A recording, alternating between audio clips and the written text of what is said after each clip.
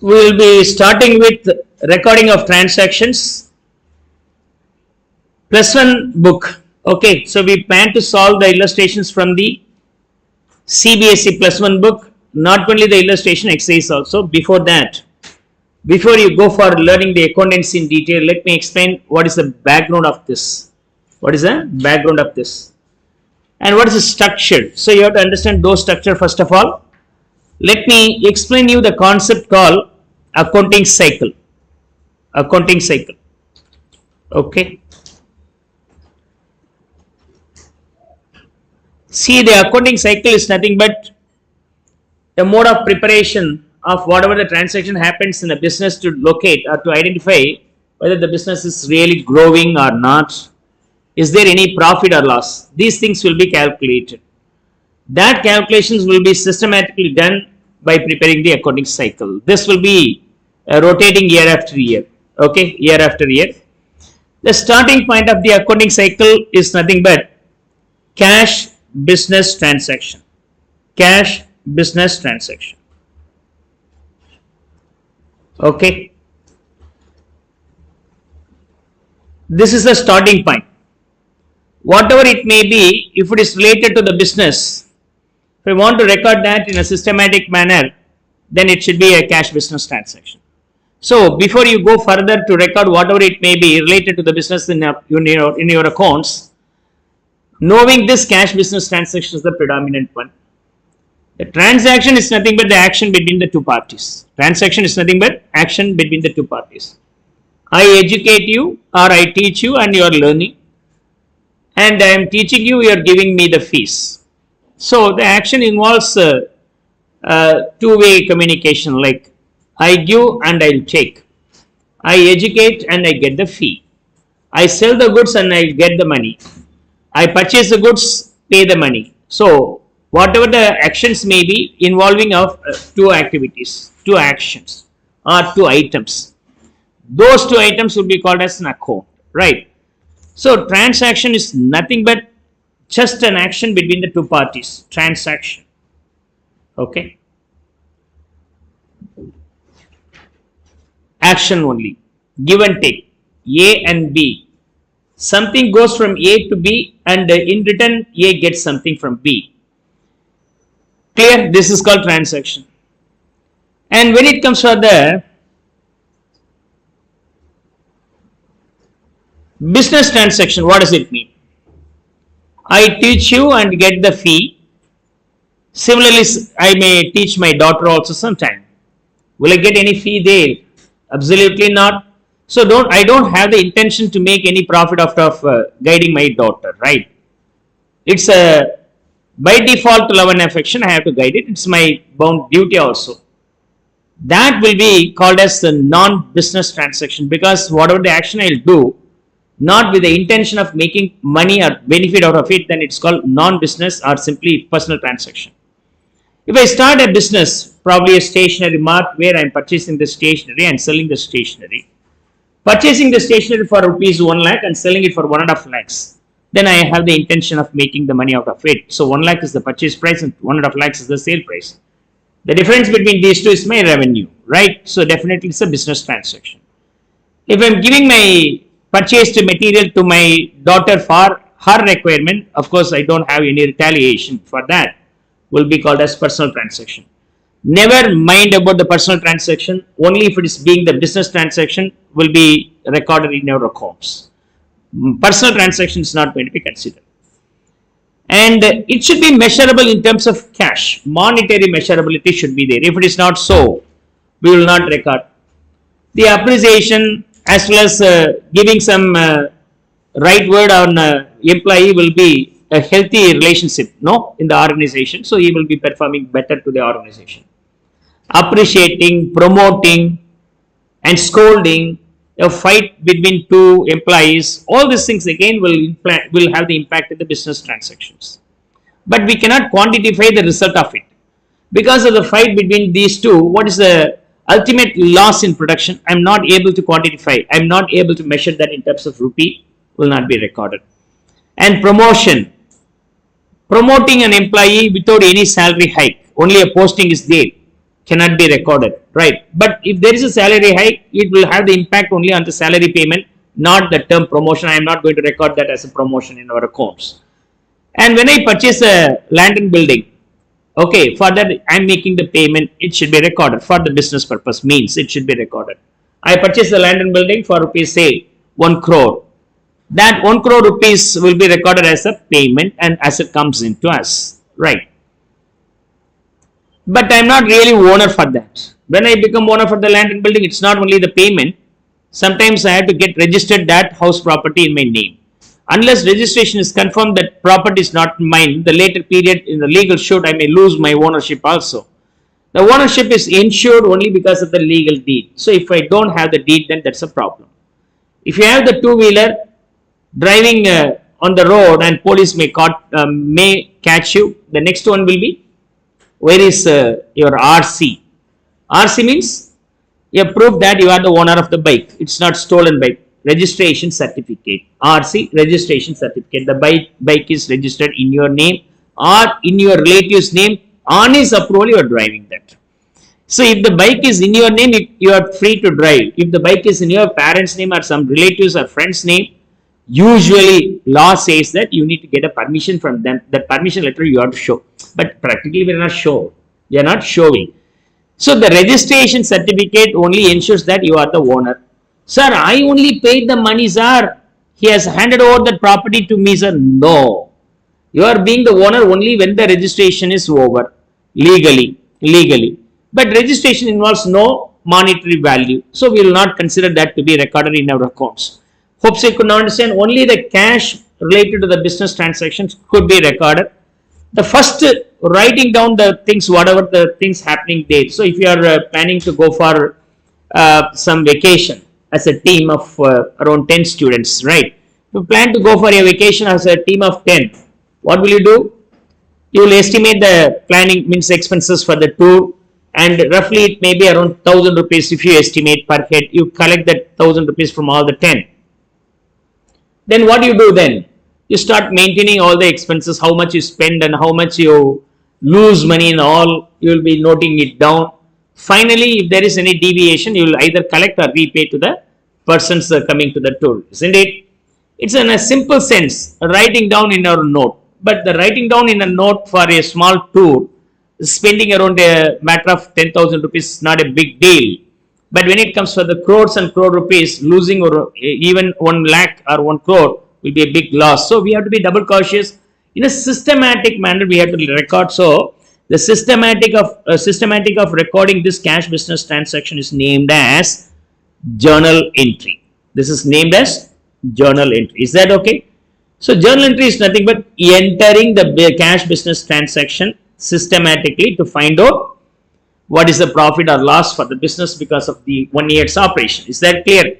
Journal entry. Simply journal entry.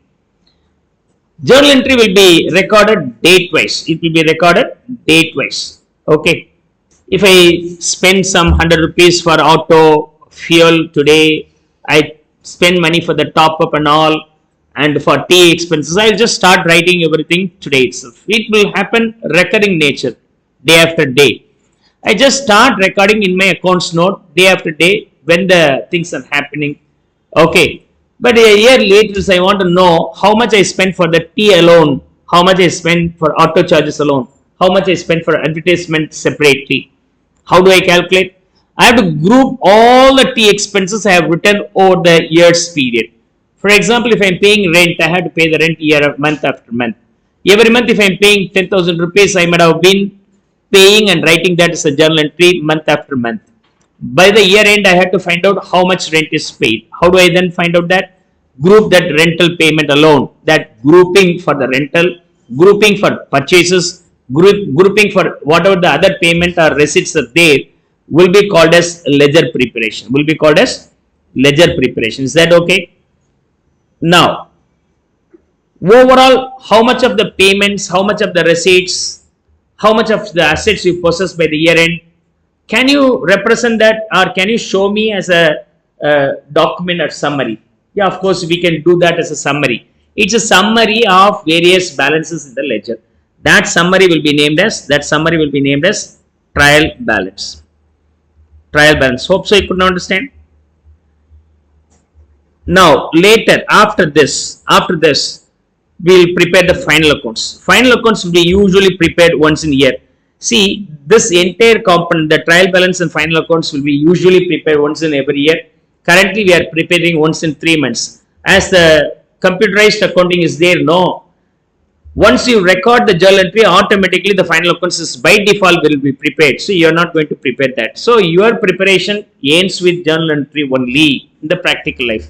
In the practical life, the rest of things will be taken by the computer anyhow for the understanding and learning sake.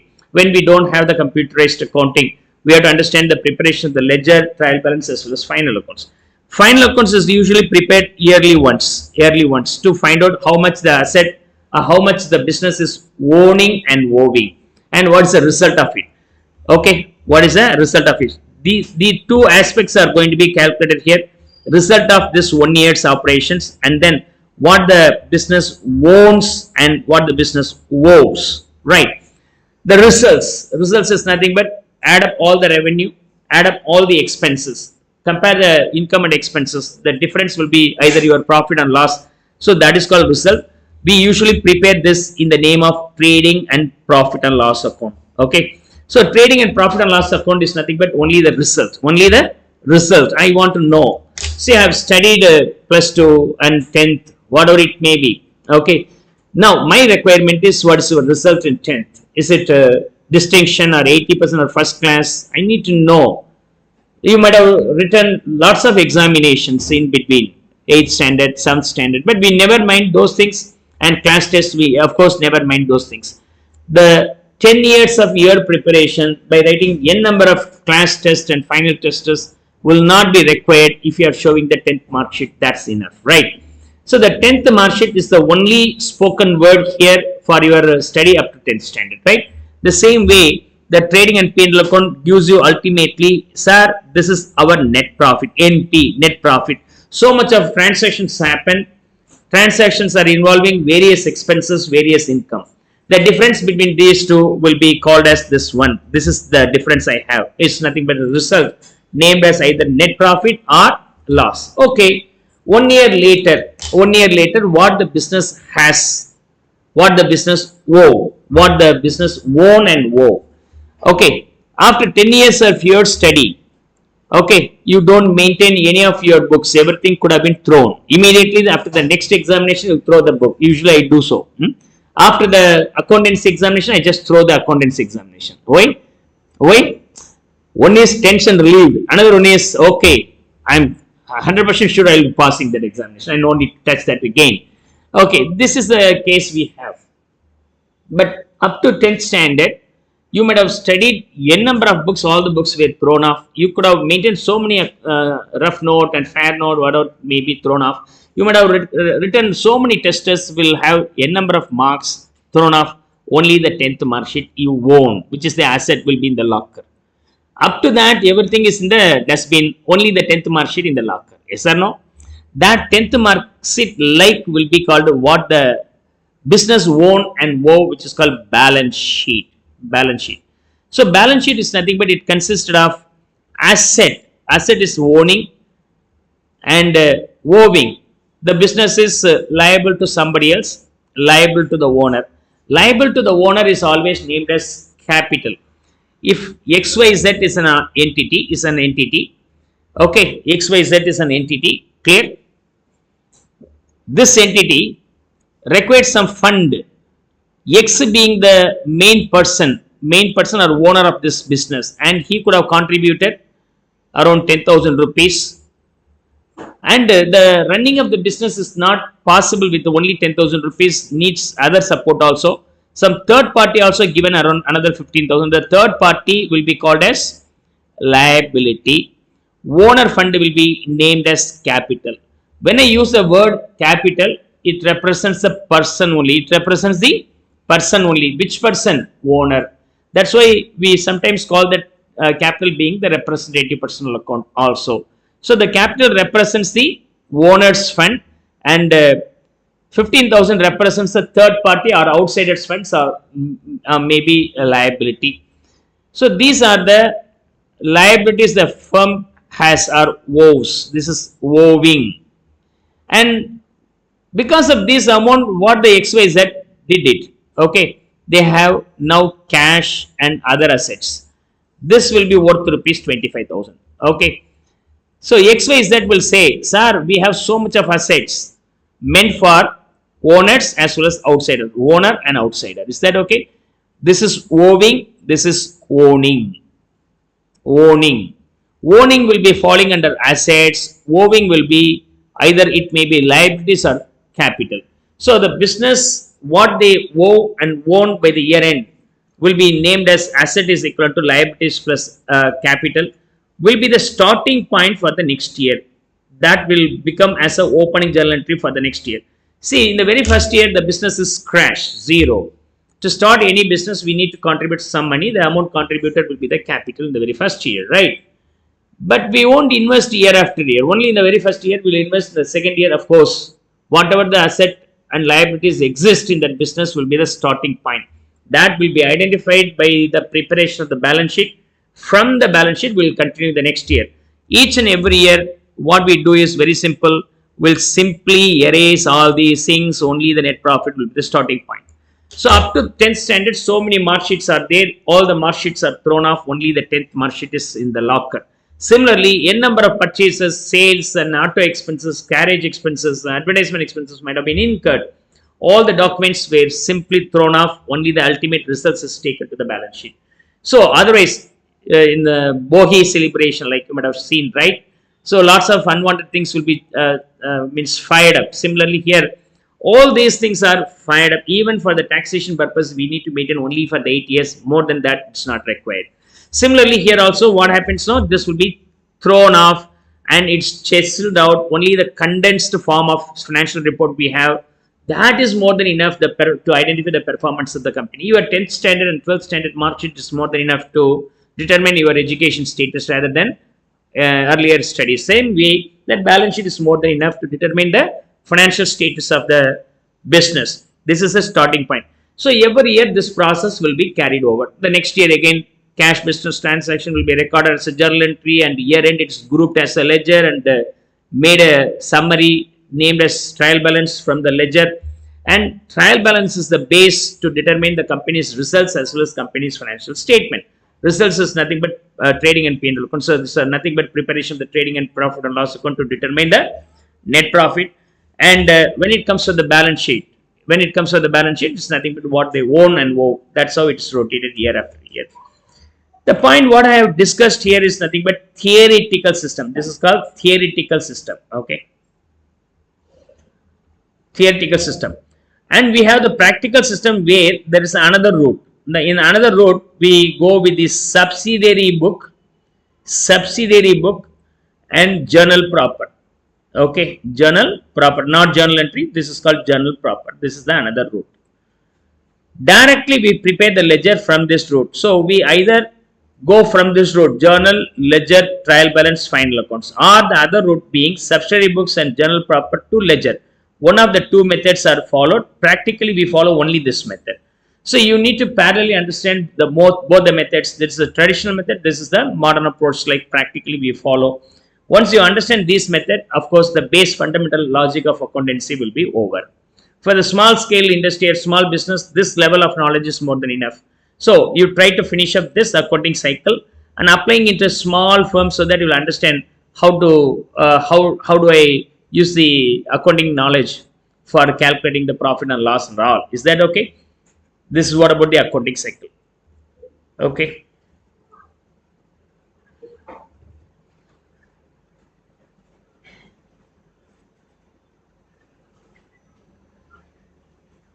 Okay.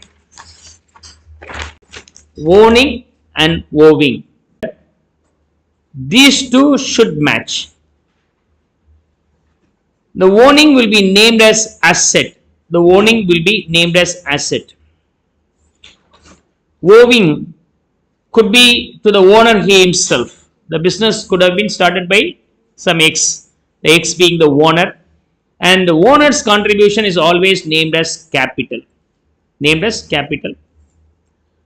That fund is not sufficient enough to run the business. Sometimes we could have received the money from outsider also. That money will be named as liability. Liability. So capital plus liability is equal to asset. So in simple sense, A is nothing but C plus L. Or C is equal to capital is equal to what? Asset minus liabilities. Or liability is equal to what? Asset minus capital. Okay. This is how we can understand the accounting equation. Now let me explain each and every concepts in detail. What is called asset? Okay. Enterprise owned resource. Enterprise owned resource. That's why I use that here being owned. Owned resource. Okay. And that enterprise has a control. That enterprise has the control. Either they can use it business purpose, or they can keep it idle, or they can discard it. Whatever they want to do, they can do. They have the control. And that particular thing will give you benefit for more than some years. Future economical benefit should be there. If all these conditions are satisfied, then it's called as a future economic benefit. Okay. Any monetary benefits you need to derive from this, then it's called asset.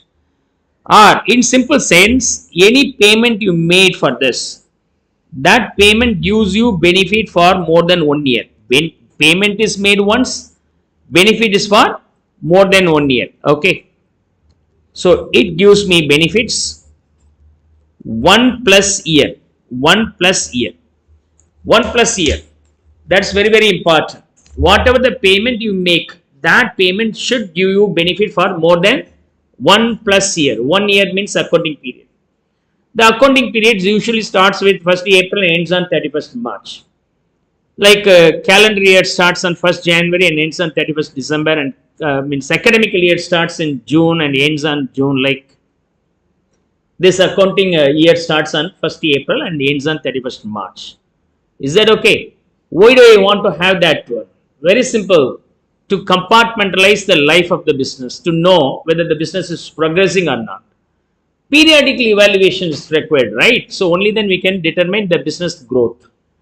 Okay, some say Tata Steel company started almost 150 years ago. I am not exactly aware about the number. Probably it should be more than 100 years. 150 years, we'll assume.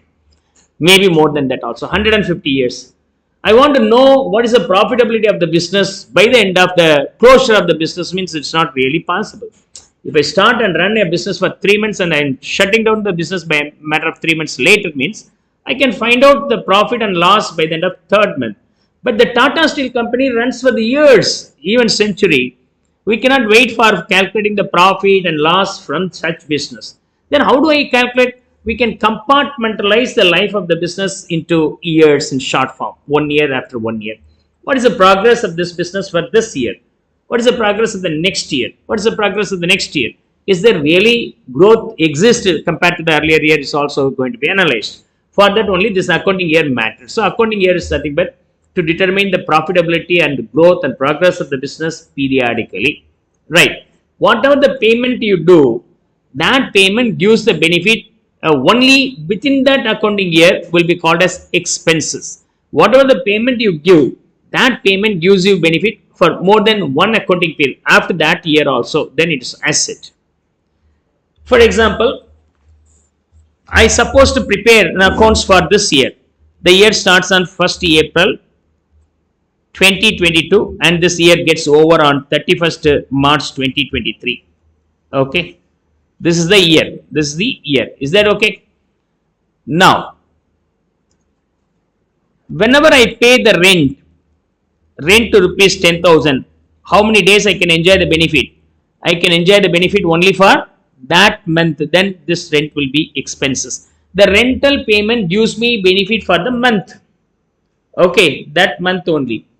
And that benefit is also expired. That benefit expired before 31st March. Thereafter, you are not allowed to stay. For example, if I pay the rent on 10th of March 2023, okay, the real payment gets over on, means your enjoyability of staying that accommodation gets over by 10th April 2023. Whatever the rent you pay, assume that the rent paid by us is 15,000. This is nothing but the payment made by us. The payment made by us is 15,000. The year ends on which date? 31st March 2023. Am I right? Whatever the payment we make, that payment is enjoyed or expired within 31st March will be called as expenses. Expenses. Any payment could be enjoyable after this period, then that will be an asset. That will be an asset. Is that okay? Now the rent to what you have paid here being 15,000, covering the period from 10th March to 10th April. So these are the period for which that 15,000 is going to be covered. Here, from this date to this date is already expired. As on 31st March, I am going to close the accounts as on 31st March. As on 31st March, how many days are over? Can I assume this is being 20 days and this is being 10 days? Don't go for the exact number counting here. Roughly, I will have 2/3 in March, 1/3 being enjoyable in April. So in this 15,000, 2/3, 10,000 will be called as an expenses. Another 5,000 rupees could be enjoyable after this accounting year, will be named as asset by the end of the accounting year. By the end of the accounting year, this will be the asset, right?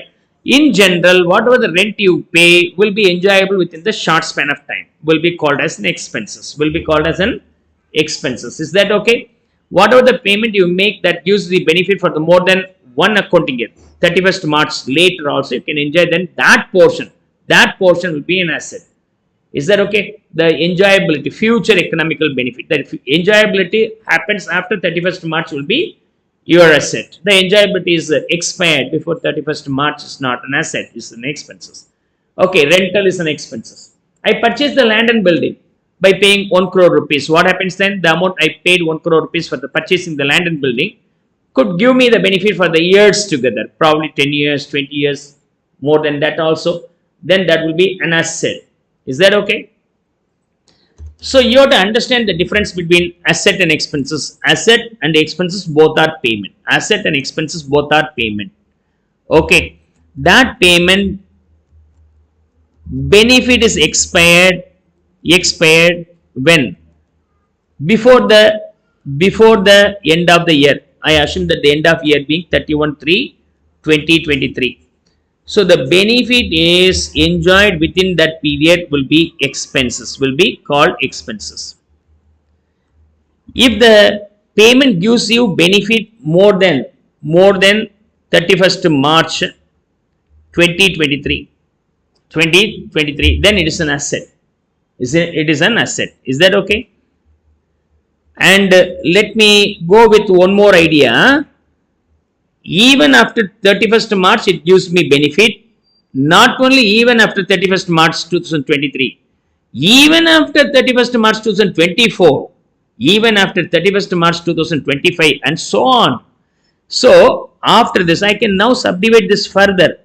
So this payment gives me benefit beyond, I'll make this way, more than this period, okay. The benefit will be more than this period, 31st March 2023. But the benefit is over by 31st March 2024. Okay, the benefit should be anywhere between 31st March 2023 to 31st March 2024. Clear? And this will be still goes further also, okay. More than 31st March 2024 also, it will still give benefit some more years. Then what about that payment? That payment is an asset. But if the benefit is enjoyable within 12 months from the end of financial year, the benefit is enjoyable within 12 months from the end of the financial year. The end of the financial year is 31st March 2023. From there 12 months, 31st March 2024. Within that period, you can enjoy. Beyond that, you cannot enjoy. Then, that asset is named as current asset. That will be named as current. Currently, you are using. Later, it will not be an asset. And still, you are able to enjoy the benefit even after 31st March 2024 and life together. So many years, it will be having any benefit. Okay. then it is called non-current asset. Non-current asset. For example, this rent payment, I already give this example, rent payment 15,000. In this rent payment 15,000 rupees, as on year end 31st March, accounting year end 31st March 2023, I enjoyed 10,000 rupees benefit, right? So if I want to vacate on 31st March, I will just go and negotiate with the landlord. Sir, I have given this money for up to the 10th April because of my vacation. I have to leave ahead, so I'm leaving 10 days ahead. Kindly give some discount. You can ask that. So this amount you can get refunded. Maybe, rarely possible, maybe assumed to be refunded. Now, this benefit is not expired as on the year end. You still have the period to enjoy later. You still have the period to enjoy later, right? But how many years you have the possibilities to enjoy this 5,000 payment? Only matter of 10 days after this year. Then what sort of asset is it? Definitely it is an asset. And now the question is, what sort of asset is this? Current assets or non-current assets? This is current assets because from the end of 31st March, you can enjoy within another 1 year, then it is called current. This will be called as current asset. Okay. If you are able to enjoy the benefit even after 12 months of also from the end of the current financial year, then that will be called as non-current assets. That classification is very, very important. Right. So, accounting equation is nothing but understanding what the business own and what the business owes, and what the business own is named as asset. That asset could be classifiable as current assets and non-current assets. The idea of classifying this is also based on the period of enjoyability. The payment can be enjoyable for within a short span of time and enjoyable within the end of the financial year, current financial year, named as the expenses. The payment gives me benefit beyond the current financial year end, but within 12 months from the end of the current financial year, then it is called asset but current asset. But after that also it goes more than 12 months, then it's called non-current asset. And what the company owes, the company owes to the owner also, because owner is different from business. This is called entity concept. This is called entity concept. So owner and business are not same. If I have 100 rupees in my shirt pocket, transfer that 100 rupees from shirt pocket to the pant pocket. Can I say that I get 100 rupees revenue in my pant pocket? Both are myself, both are my money only. So the amount 100 rupees transferred from the shirt pocket to pant pocket will have no any revenue change. But if I have 100 rupees in my shirt pocket, transferring that to the cash box of the business will be treated differently, because cash box of the business is different from the owner, Sridhar, myself, right? So both are different as per the business entity concepts. When I transfer the 100 rupees of my shirt pocket money to the means cash box of the business, that will be named as capital. That will be named as capital. That business is liable to return to owner. That amount liable to be returned to the owner is named as capital. Is named as capital. And what comes in liability? Any amount payable or returnable by the company to the outsiders other than the owner will be called liabilities. Now, this is also classifiable as what? Current and non-current. Current and non-current. You can understand this easily. Current and non-current. Current will be is nothing but by the end of the current financial year end, within 12 months you have to pay.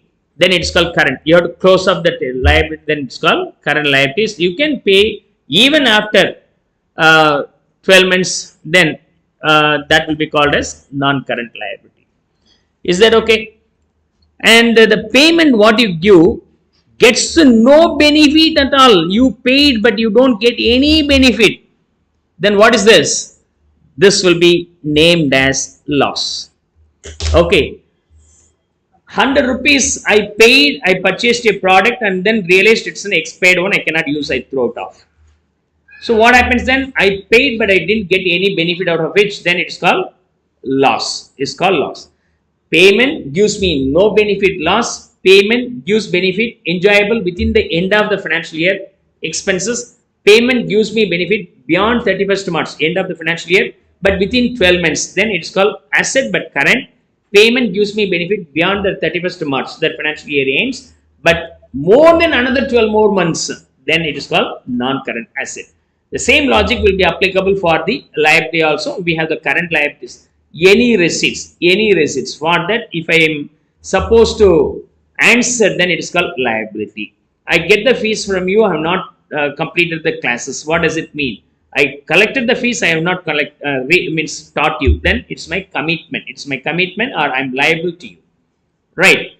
So the same happens. I collect the money. I didn't fulfill my commitment. Then it's called liability. I have to fulfill within 12 months. Then current liability. I have to fulfill after 12 months. Then it's called non-current liabilities. I issued the debentures. I borrowed from the banker, home loan, house, car loan, whatever it may be, with a commitment that I'm going to repay only after 5 years. Then it's called current, non-current liabilities. I'm liable but not current. Non-current liabilities. That's how you can understand. In accounting equation, simple sense, asset is nothing but summation of capital plus liabilities alone. Okay, whatever the transaction may be, you can very easily handle this equation, keeping this equation for any posting also in journal entry form, right? Come on, finish up copying this.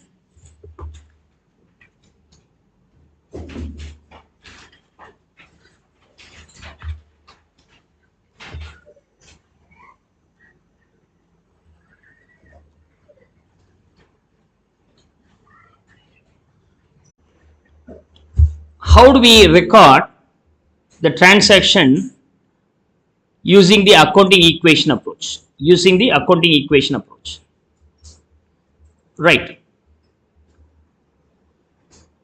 Accounting equation is nothing but capital plus liability is equal to asset.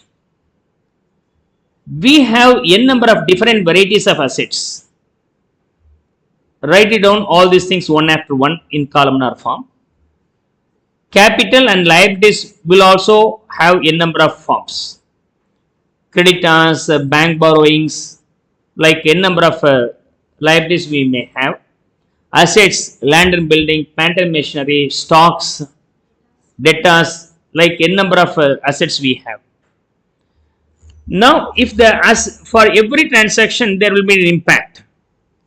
There will be impact in two accounts. One will have plus, another one will have minus or plus. Okay, that's how. Either one asset will increase, another asset will decrease. If I purchase a land and building by using the cash, the asset land and building is increasing its value. The cash balance of ours will be decreasing. One plus or one minus. Or asset increases, but I have not paid money. Then automatically what happens if I am not paying? Then I am supposed to pay to the person who sold it. So the liability increases. The seller's value will be in credit. That will be increasing. So either it will increase and decrease in asset itself, or it will increase and increase in asset as well as the other side will also be possible. This will be called as one side. This will be called as another side. Right. This is how you can understand. There may be income and expenses also. Whatever the income and expenses may be, or profit and loss may be, these things will be addable or subtracted from the capital only. If rent is paid, cannot be recorded anywhere, it will be subtracted from the capital. So expenses is subtracting item from the capital. If there is an income, that will be addable item with the capital. That's the logic you have to understand. Anyhow, with an example, we'll see this. For example, Rohit started business with a capital of rupees 5 lakhs. 5 lakhs from the accounting point of view. Right. So started capital 5 lakhs means the business will get 5 lakhs rupees. For that, the business is liable to pay or return it to the owner. Amount supposed to be returnable to the owner is named as liability. Named as liability or capital. That will be capital in sense. So I'll do this way. Capital and liability. Okay. Capital and liability. Okay. Capital and liability. Then assets. In assets we have n number of items. N number of items. We are aware about that capital plus liability should be equivalent to asset. Should be equivalent to asset, right? Capital plus liability should be equivalent to asset. From the very first transaction, we are aware about that 5 lakhs comes to the business. You are going to account for the business.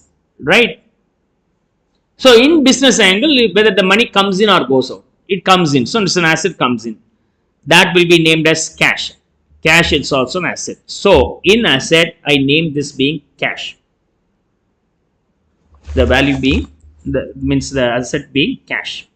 Okay. Cash. What is the value? 500,000. I put all the values in thousands, removing 30. By default, you can understand. 500,000. And as I already told you, capital plus liability should be equal to asset, right? So here in the asset side 500, then parallel 500 should be where? This is the amount given by the owner.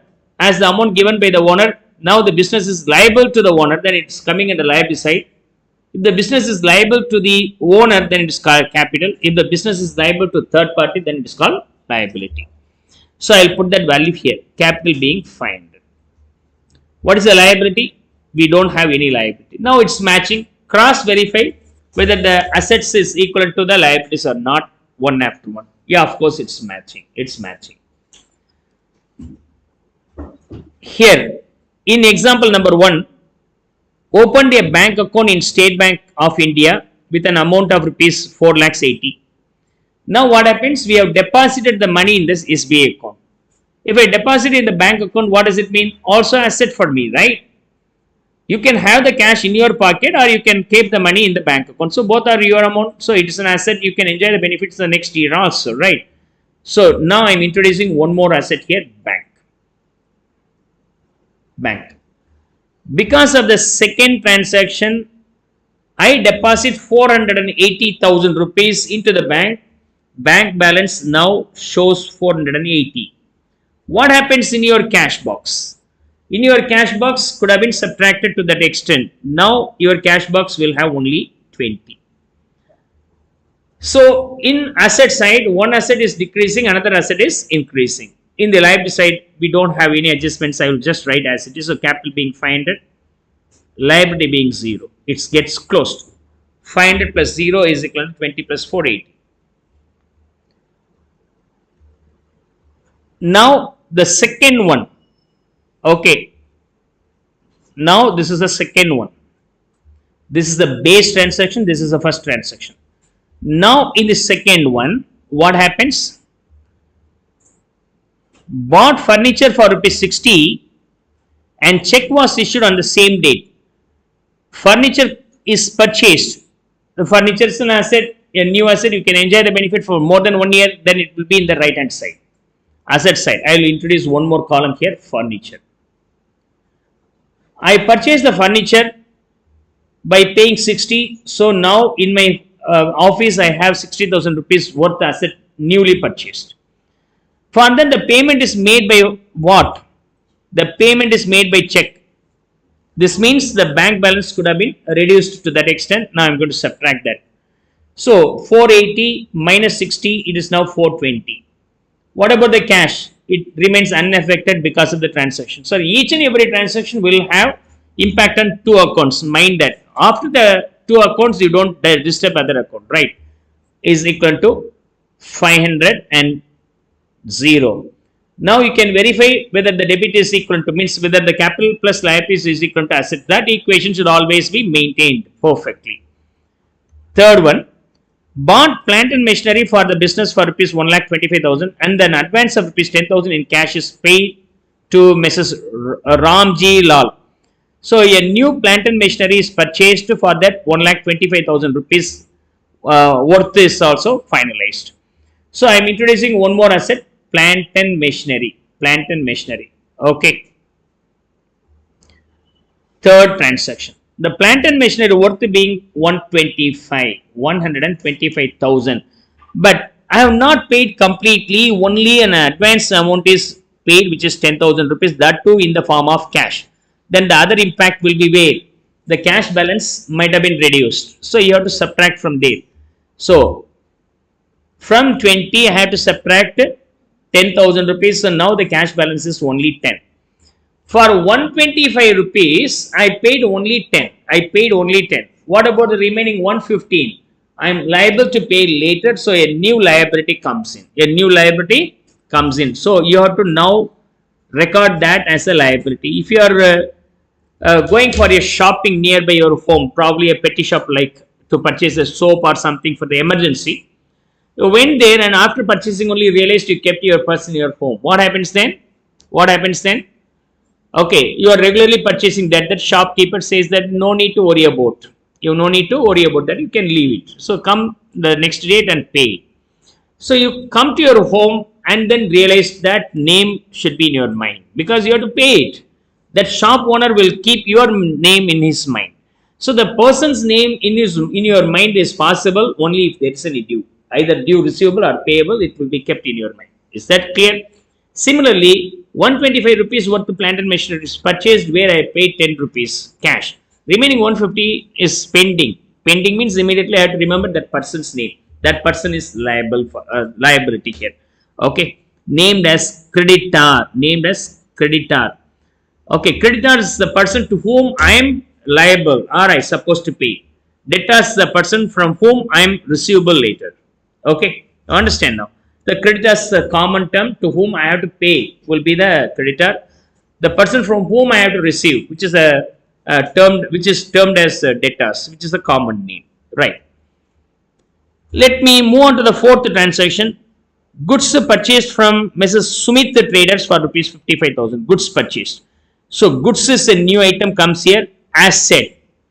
And 55,000, I assume it is paid out of, okay. Name is given whether it is a cash payment or cash purchase or credit purchase, that detail is silent.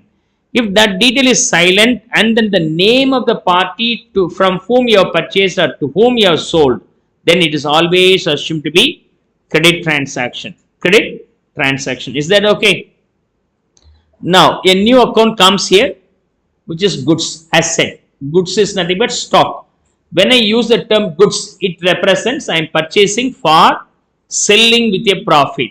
In that case, it is called goods. Otherwise, that will be named its own name. For example, in Singar Academy, to maintain all the accounts and other things, we will purchase a stationery. What is the intention of purchasing stationery? For our requirement, consumables. I consume for our requirement. Then it's called consumable. It will be named as stationery. Okay. Now, if I purchase a printer, why do I purchase a printer? Because I am going to use the printer for printing our requirement. Then it is an asset. So, stationery, printer. Stationery will have short life. Then it is an expenses. Printer has long life, so asset. But if I am being the stationery mart owner, I am doing the stationery business. Muthu paper mart here, like I am purchasing the stationery and selling the stationery. When I purchase the stationery, they will not call that being the stationery. They will call that being goods. They will call that being goods. Okay. And when the computer shop purchases the printer, they will call that as goods. Okay. The computer is purchased for selling after a margin, right? So whenever I purchase not for our purpose or my consumption, my requirement purpose, but for selling to make a profit, then it is called either purchases or sales. In general, we call that as being the goods. So, whatever the goods may be. For Singar Academy, what could be the goods? Right. For the stationery mart, stationery is the goods. Right. For the stationery mart, furniture is an asset. For the furniture mart, stationery is consumable. Stationery is the goods. Because furniture mart purchases the furniture and sells the furniture for a margin, for a profit. Then, purchasing the furniture is named as goods. Purchasing the stationery by the furniture mart is going to be consumed by them. So, it's named as stationery only. And that too, the stationery has benefit for a short period, then expenses. So, fourth one is over. Okay. So I have to write that fourth one, sorry. So goods comes in. I have to now add the goods here with the value being 55,000, but I have not made any payment. I will now add that with the creditors. To the party I have to pay. So already I knew that I have to pay 115. Now I have purchased from Sumit the traders. You can now classify this way also, Sumit the traders. One more liability is also you can add. In liability you have creditors for the asset. Another one is Sumit traders is also one of the liability. To whom I have to pay is 55 rupees. Rest of the things are the same. No change in capital. No change in creditors for asset 115. Now we get a new creditors 55. These three put together will be the liabilities and capital. In the asset side, no change in cash, no change in bank balance, no change in furniture, no change in plant and machinery. Goods comes as a new item. The last component here, goods costing 25,000 sold to Ranjani Enterprises for rupees 35,000. Now it's a sale. It's a sale. Then sale should be having the impact on goods, right? Let's see here. Ranjani Enterprises. If the name is given without the particulars related to whether it's a cash transaction or credit transaction. Cash transaction means I am selling the goods and getting the money immediately is called cash. Selling the goods but I will collect the due later, then it's called credit transaction. When it is a credit transaction, party name will be recorded. What should be taken? Party's name should be taken. So here Ranjani's name should be taken. Now for the fifth transaction, goods costing 25,000 sold, then how much of your goods will be decreased? Actually you thought 55 rupees worth of goods you purchased and kept, out of which 25,000 rupees worth of goods were sold to Ranjani Enterprises. Thereafter the 55 is now reduced to 20. And because of that, Ranjani has to pay us how much? Ranjani has to pay us how much? 35. So 25 rupees worth of stock, by adding 10 rupees profit, sold to Ranjani. Now Ranjani is our debtor is our asset. I will just put that being R. R has to pay me 35,000 rupees. Stock decreases by how much? Stock decreases by 25. And I sold to Ranjani stating that, sir, you have to pay me 35. So Ranjani has to pay me 35. So now new account, Ranjani comes with 35,000 rupees. My stock decreases by 25,000. Is that okay? Now what happens to the difference? 10 rupees. Whatever the difference between the purchased price and sale price will be your profit and loss. That profit and loss will be adjusted in the capital account. Any receipts or payment being expenses and income or loss or profit should be adjusted only capital. The very earlier illustration I have guided here. Either it may be income or expenses. If it is being income, it will be addable with the capital. If it is being expenses, it will be subtracted. In the case of profit, it should also be addable with the capital, and in the case of loss, it should be subtracted. Here, because of this transaction, the owner gets 10,000 rupees benefit. That's why owner has invested the money here, right? Because of this operation, what is he is going to get? He is going to get only the benefit out of it. The benefit is nothing but this 10. So now the balance 500 becomes 510. Owner's capital is increased, plus the amount payable to the creditor from whom we have purchased the asset is 115. There is no any change. And then smart trader, Sumit the trader remains the same 55. Okay. The total of the capital and liabilities put together, liability side, named as liability side, is how much? 680. Am I right? 680,000 rupees. In the asset side, no change in cash, no change in bank, no change in furniture, no change in plant and machinery. By adding all these items, you have to verify whether it's matching with 680. So this will be the final balance sheet. This will be the final balance sheet. Is that okay? This will be the final balance sheet. Good, sir? 30. 20 by reducing 30. Okay. So goods being 30, I'll just stand corrected here. This is not 20. This is 30. I had to subtract 25, then it's 30. Now, are you able to verify this? Is it matching? So now it's matching. This is called accounting equation approach. Whatever the transaction may be, in your layman's understanding, already told you, no, your day-to-day expenses also, you can make a note of it. You get around 5,000 rupees or 10,000 rupees from your parents if you are staying away from your home in hostel. You maintain that 10,000 rupees, you start spend the money for hostel rent and food, accommodation, any emergency expenses from there. You are maintaining the account the same way I am maintaining here also for a business. That's all. We don't have any other logic beyond that. Simple logic I have already explained in detail. Right. Let's see here. This is the way of presentation balance sheet. All the liabilities will be kept in the left hand side as the liabilities. Assets will be kept in the right hand side as assets. Right. So we already got 6,80,000 rupees. 680 in thousands we arrived at. But it's a systematic presentation. The presentation will be this way only. Balance sheet as at this date. As at okay.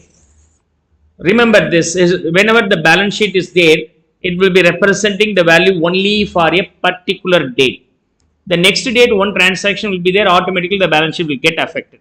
So this is nothing but the balance sheet as on the first transaction. This is the balance sheet as on the second transaction. This is the balance sheet as on the third transaction. Combinedly, I will be verifying and finding the balance sheet only for the year end as on 31st March, the financial year end. As on the financial year end, this date, we have so much of liabilities. Liabilities, no, they have grouped that as outsiders claim. The outsiders claim is these two, 115 and 55. They have grouped this in single number, the value being 170, but I have individualized that. Right. In the asset side, we have all these elements already open in a columnar form. But the proper presentation of the balance sheet is this one, but it is prepared once in every year. Is that okay? Come on, make a note of it.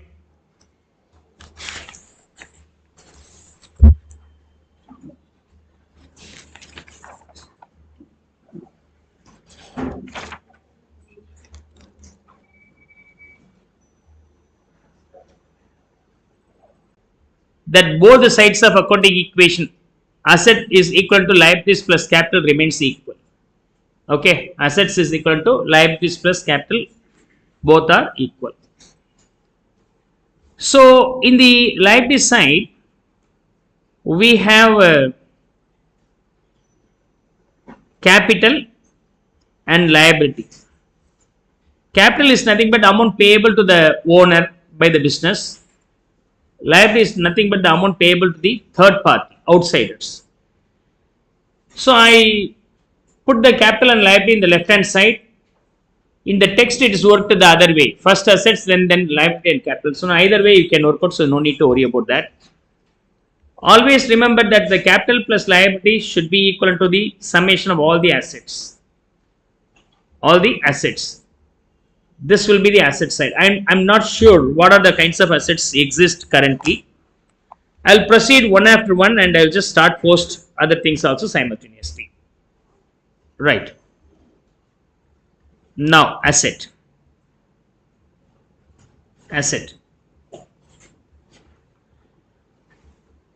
The first transaction introduced 8 lakhs as cash and 50,000 by stock.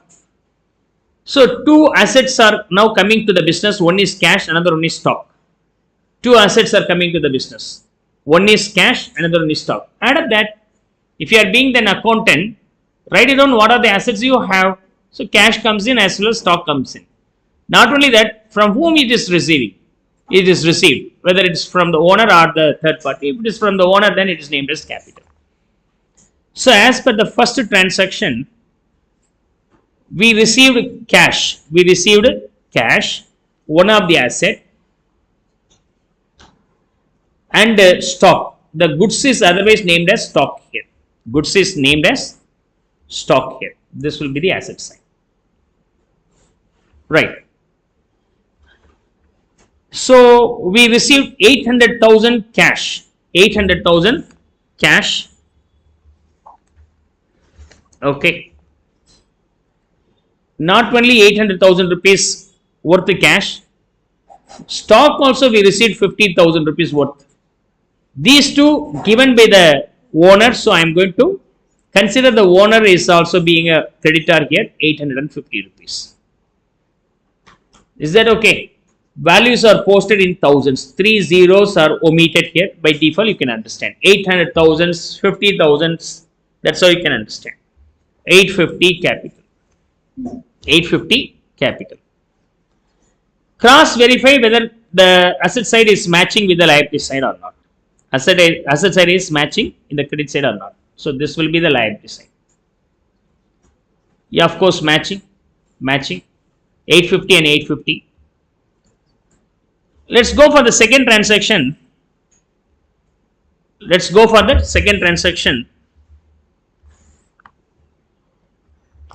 Purchased plant for rupees 3 lakhs by paying 15,000 in cash and balance at the later date. 3 lakhs worth plant and machinery purchased, so asset comes in.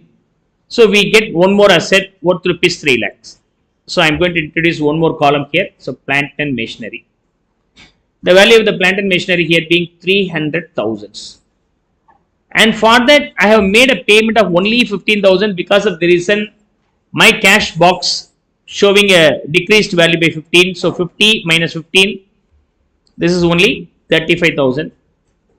35,000. Is that okay? 35,000.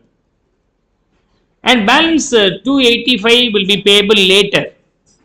Then later means automatically the party from whom we have purchased will be my creditor, or I am liable to him. So in liability side I will put that value. So second transaction 285 rupees is payable to the third party or supplier. If I purchase the goods and close the payment for that, then you no need to worry about the party. But if I purchase but I have not made any payment, then you have to keep that party's name in your mind as a liable. So he is being the creditor for you.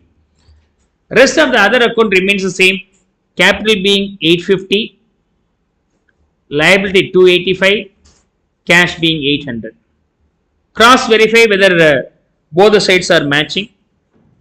So here 1135 in total of the liability side. In the asset side also the total being 1135. So it's matching, isn't it?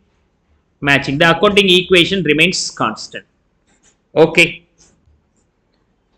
Let's go for the third transaction here. Third transaction. As per the third transaction, deposited 6 lakhs into the bank. So now I deposited 600,000 rupees in the bank, means a new account comes, new asset comes, which is nothing but the bank. So I open the bank account here, another one extra column for bank. Now the bank balance increases by 600. That payment is made by what? Cash. We have cash balance of 800 rupees. Because of depositing in the bank balance is increasing by 600. This cash balance will be reducing by 600. So 200 here. Remaining, see, apart from these things, other account remains the same. So capital remains 850. Liability remains 285 and stock remains 50, no? Yeah, 50. The stock being 50, the earlier case, I put that value being 35. No, see, I have to subtract from the cash. I missed to subtract from the, okay. So I stand corrected. The advance amount paid for the building, plant and machinery being 15 should be subtracted from the cash. So I stand corrected. So cash balance is subtracted to that extent. 800 minus 15. 800 minus 15, how much? 785. Yeah, of course, stock remains same. I just misunderstood. Right. From the 785, 600 rupees deposited to the bank. So now the cash balance is 185. No change in stock, that remains the same, and plant and machinery are also same. Cross verify whether the total is same or not. Hope the total is same. 1135 in both the side. 1135 in both the side. Correct me if I am making any calculations error here. Right. Let's now go for the fourth one. Purchased office furniture for rupees 1 lakh and made payment by check. So we now get one extra furniture here, asset, that new asset comes in, furniture. Further, the payment is made by check rupees 1 lakh, so bank balance will decrease. In the fourth transaction, furniture increases by 100. Your bank balance already we have 600, from there we have made a payment of 100, so now the bank balance is only 500. Apart from this, the other accounts remains the same at the same value earlier this transaction. So cash 185, stock 50, plant and machinery 300, bank 500, and furniture 100. I just subtract, means I just erase this. Okay. Fourth one is over. Fifth one, purchased goods worth rupees 80 for cash and 35,000 in credit. The overall purchases being 115,000 rupees. Overall purchases being 115. 80,000 rupees worth of goods purchased by paying cash. Another 35,000 rupees worth of goods purchased in credit. So the stock increases by 115. Now in the fifth transaction, cash increases by 115, so 185 plus, already we have 50 rupees, with that 115 should be addable. If I add 115 with 50, now the stock balance is how much? 165, am I right? Yes or no? 165 is the stock balance.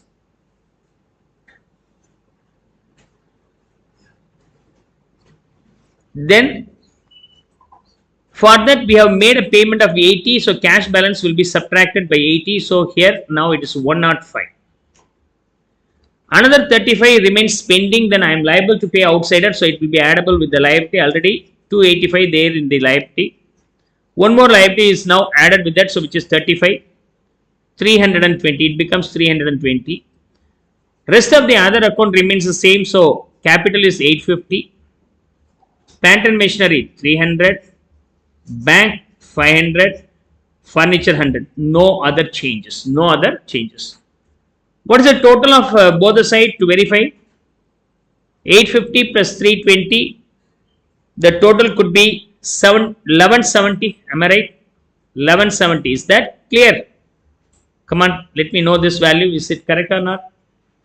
And in the asset side should also match 1170. Verify and let me know whether it is correct. 1170. Okay.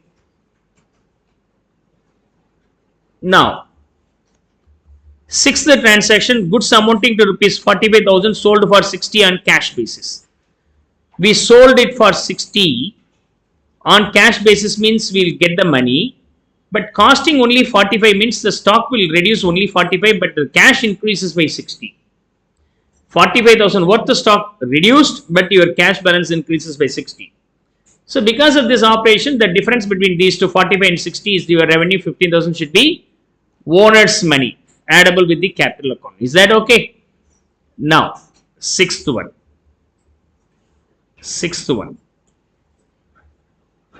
Capital should be added by 15 for the profit component, 865, and 45 stock is reduced here. Already we have 165, from there 45 should be subtracted, so now it is 120. And the cash increases by 60. Already we have 105, with that 60 is added, the total being 165. Apart from these things, other ledger accounts or accounts remains constant. So 865, capital being 865.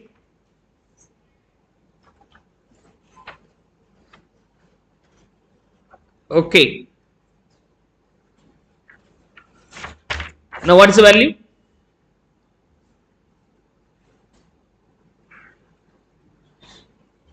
This value, liabilities 320,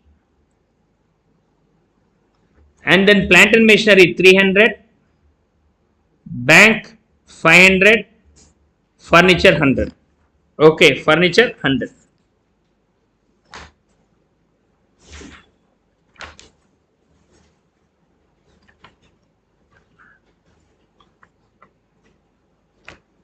Now find out the total. Total in the liability side, 865 and 325 add, then this value being 1185. 1185. In the asset side, if you add up all these things, hope the value will be matching 1185. 1185. Clear? We'll now move on to the seventh transaction. Goods costing 80 was sold for 125 on credit. On credit. Credit means the party's name will come debtors. Common name to the party from whom we have to receive the money is named as debtor. 80,000 rupees worth of goods sold for 1,25,000. It means 45,000 rupees we gained. That profit will be now addable with the owner's fund. Seventh one. Owner's fund is capital increased by 45, 910 now. Stock is decreased by 80 because 80,000 rupees worth of stock is sold. Already we have a stock of 120. From there 80 is subtracted. Now it's 40. And it is sold to some party in credit. So the new term comes here. We have not received the money. So debtors comes here. The amount recoverable from debtor is 125. 125. Leaving these three other ledger accounts remain same. So liability is 320. Cash 165 and plant and machinery 300, bank 500 and furniture 100. Now add up the capital and liability, that total being 1230. 12 lakhs 30,000 rupees are 1230 thousands. And in the liability side the same way, if I sum that, this value being 1230, it is also matching. It's also matching.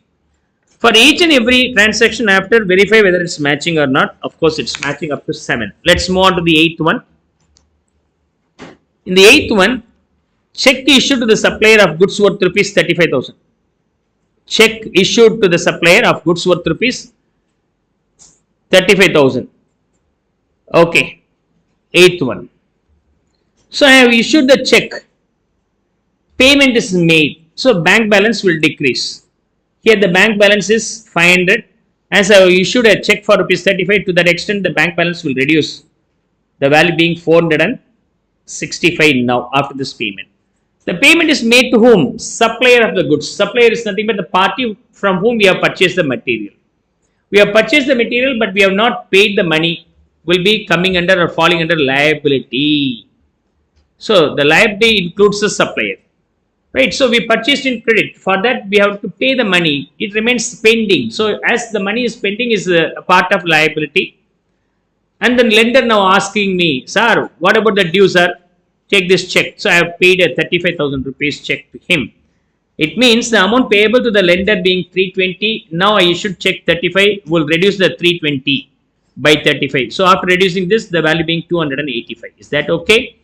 Leaving that, other account remains same. So capital being 910, cash being 165 and stock being 40, plant and machinery 300, furniture 100 and debtors 125. We don't have any changes. If I add up this, the total being 1295. 1295. Okay. Liability side should match the asset side. The equation is still stands correct. 9th transaction, check received from customer amounting to rupees 75,000. We have received the amount check from the customer. For the supplier, we have issued the check in a reverse case. We have purchased the material without making any payment. So we have sold the goods without any collection. Now that party makes a payment. Okay, the customer is a part of debtor. Customer is a part of debtor, right? Customer. I sold to somebody else. Right, that party has not paid the money. Then he is my debtor. So now that due is settled by issuing a check for rupees 75. 1295. Oh, 1195. 1195. So I just stand corrected. So the total being 1195. Okay. Yeah. Sorry. Now here the debtors issued a check rupees 75. I have to subtract that 75 from this value. 125 is the original amount and he has issued a check rupees 75. After that, this balance is only 50. And check to know, automatically it will have the impact in the bank balance. Already we have a bank balance of 65 is now increased by that 50 rupees. After this increase, the value being how much? 75, no? You have to add 75 with this. So the value being 540. 75 is subtracted from the debtors and added with the capital. Leaving this, the other account remains the same. You don't disturb the other account. You just copy it down. 910, 285, 165, 40 and 300. Here 100. Ninth one. We'll now move on to the 10th one. Withdrawn by owner for personal use rupees 25,000. Withdrawn by owner for personal use. Owner is taking. I assume the money is withdrawn from the cash balance. I can subtract that cash here. 10th transaction. Here the, say after the 9th, what is the total? The total will not have any impact. 1195 remains the same, because both adjustment happens in either one side, either asset side or liability side will not have any impact in the balance sheet. So here we don't have any impact in the accounting equations. Total remains same. The 10th transaction here being cash withdrawn, so cash will be reduced by 25. Already we have 165, from there 25 is subtracted. Now the cash balance is 140. Who has taken this money? Whenever I use the word drawings for personal use, it is nothing but amount taken by the owner. Amount taken by the owner. Amount taken by the owner means it should be adjusted only in the capital account. So I have to subtract from the capital balance. The capital balance is already 910. From there 25 is subtracted. After subtracting, the balance is 885. Leaving that, other account remains same. So I just copy down the other values as it is without any additional adjustments here. Okay. Now finish up totaling the both the side, in the liability side as well as in the asset side. The total being yes. How much is that? 1170. So 1170 is the total. 1170 is the total in both the side. Clear?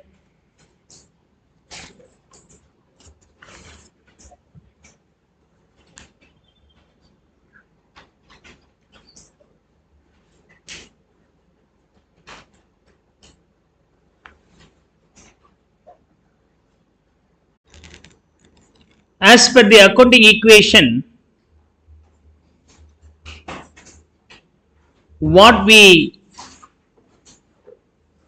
own should be equivalent to what we owe. The owning is nothing but assets, and the owing is nothing but capital and liabilities. Capital and liabilities. Okay, capital and liabilities. This capital could be again adjusted due to expenses and income or profits and losses. Such a way we have discussed in the previous illustration accounting equation. Now I am going to introduce the concept debit and credit. Here we will understand that debit is equal to plus like, credit is equal to minus like. That's how you can easily understand this. Right. See, the term debit and credit is nothing but the term drafted by the person who really framed this concept, Luca Pacioli, who is the author of accounts. Luca Pacioli. In his language, debito credito. So as debito and credito is used in his own language, it's nothing but addition and deletion. In simple sense, what we do, plus or minus. Don't get confused with the different term debit and credit. So debit is plus, credit is minus. Okay. If you are able to link this way, you will easily understand.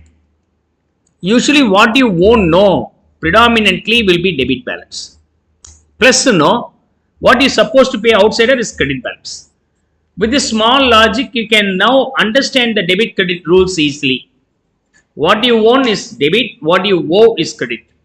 What I have is plus no. What are the plus points you have? Attending the classes regularly. What is the minus points you have? Attending the class late. So both plus or minus the same happens, right? So debit and credit. If you want to increase the debit, what we can do? Do one more debit. There is plus 100 rupees. How can you increase another 100? Add another 100. How can you reduce 50? Subtract 50. So if I want to increase the debit, I have to debit. If I want to reduce that, I have to credit it. Similarly, what I owe will usually credit balance. To increase the credit balance, you can add. To decrease the credit balance, you have to debit. That's all. That's the logic. With this small logic, let me now brief here. I am going to categorize this way: assets,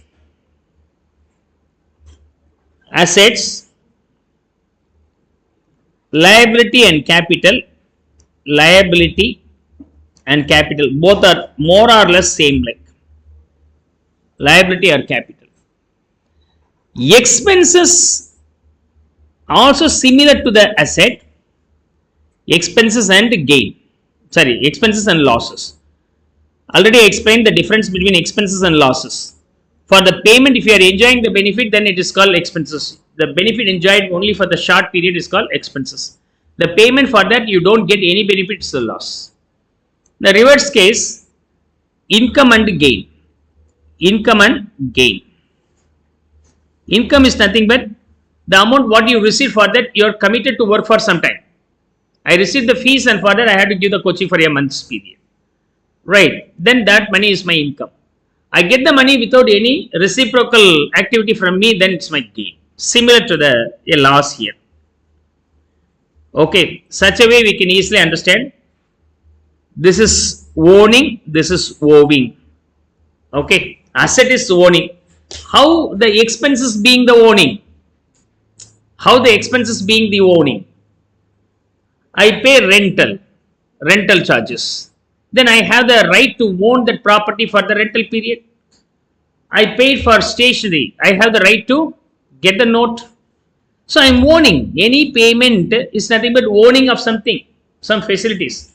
I am paying the electricity bill. Now I am owning what? Electricity services. And income, I am liable. Income means I am liable. I am getting the fees from you, then I am liable to render the service, right?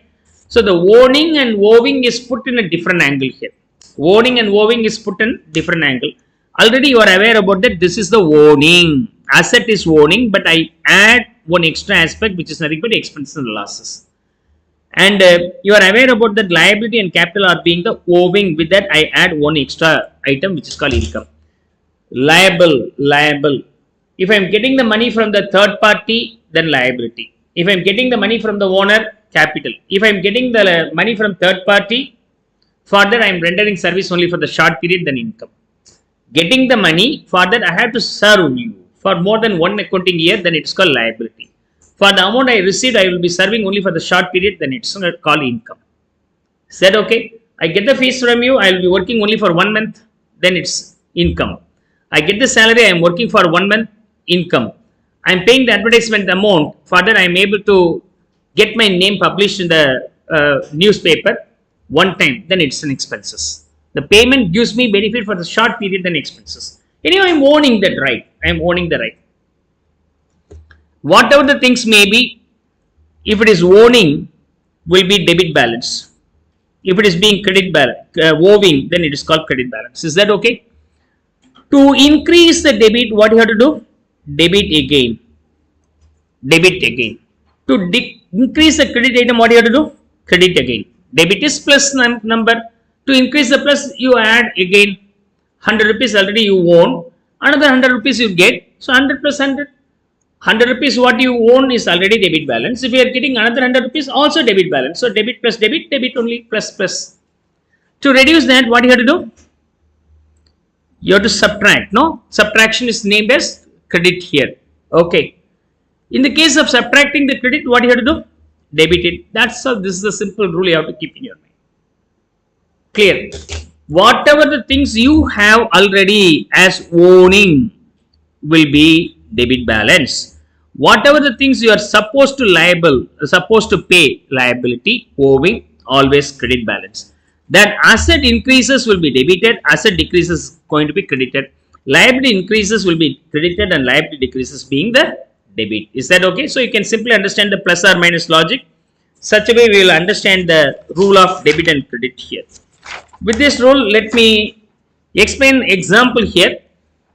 This particular example was already solved in the previous case using the accounting equation. Now I am going to use the journal entry format to solve this illustration, the same illustration, right? Now, here the same illustration recorded in the format of accounting equation, capital plus liabilities and assets. Such a way we have solved in the previous illustration. Now I am going to use the journal entry format. Okay, already told you the accounting cycle. In the accounting cycle, the first step is what? Any cash business transaction should be recorded properly, which is named as journal entry, right? Date wise. How do I record in a systematic manner? So I am going to explain that now. Okay. For example, Rohit started business with a capital of rupees 5 lakhs. What are the two accounts are affected? Capital and then cash. Capital and cash. Okay. Cash is debit balance. Capital is what balance? Credit balance, isn't it? Capital is credit balance. Cash is debit balance. Cash you own. Capital you are liable to the owner. Your means you are going to account for the business, not for the owner. Okay. Are you working for the owner or are you going to work for business? Okay. If I am having the Bata showroom, will you be cleaning the chappals or not? If you are working in my Bata showroom, you have to clean the chappals or not? Yes. You have to clean the chappal. That's your duty being the showroom owner, means the in charge. And you will not clean my chappals in my home, right? So you have to understand, distinguish between the cleaning of the business thing and cleaning the owner's thing. So we are not going to clean the owner's thing. So we are going to account for the business only, not for the owner. So owner is also one of the liability for us, for the business. For us means business, for the business liability. Liability is always credit balance, right? So this is always credit balance. And cash is always debit balance. Okay. Now, how to record that in this book? Okay, in this book. This is called journal book. The format of journal book I will explain here. Journal book. You have so many columns. Number 1, number 2, number 3, number 4, number 5, number 6. Number 5. So you have 5 columns here. You have 5 columns. Number 1, number 2, number 3, number 4, number 5. These are the 5 columns you have. The first column is to record the date. As already told you in accounting cycle, cash business transaction, from there you have to record the journal entry. From there you have to record the ledger. From there trial balance, and then from there final accounts. In short, while posting that or while preparing the journal entry, you have to prepare in date wise. So it is very important to note the date also for each and every transaction. So first column is for the date. Second column is all about the particulars. Second column is all about particulars, where you are going to write the debit item and credit items. And the third column is ledger folio. Ledger folio is nothing but, see, from the journal entry we have to prepare ledger. I already told you, no? So we will record all the transaction in date wise. For example, every month if you are paying 10,000 rupees as a rent, each and every month at the time of payment of rent you will be charging to the rent account, right? Month after month. But for the year end, I want to know how much rent I have paid. You have to group all the rental payment and sum that value as in total, right? That summing up value is now named as ledger posting. That is called ledger posting. See, I have to now take the items from the journal to ledger. Journal is a separate book. Ledger is a separate book. From the journal book, I am going to group that in the ledger book. To have the cross reference, whatever the account I have recorded in journal, from here it should be transferable to the ledger book later. No, in which page of the ledger book it is posted. To represent the cross reference in which page of the ledger book is posted, I have one column ledger folio. The ledger folio represents the page number of the ledger where it is going to be transferred. So you will not make any error. This is called ledger folio. Ledger folio. Is that clear? So it is the place where it is going to be transferred.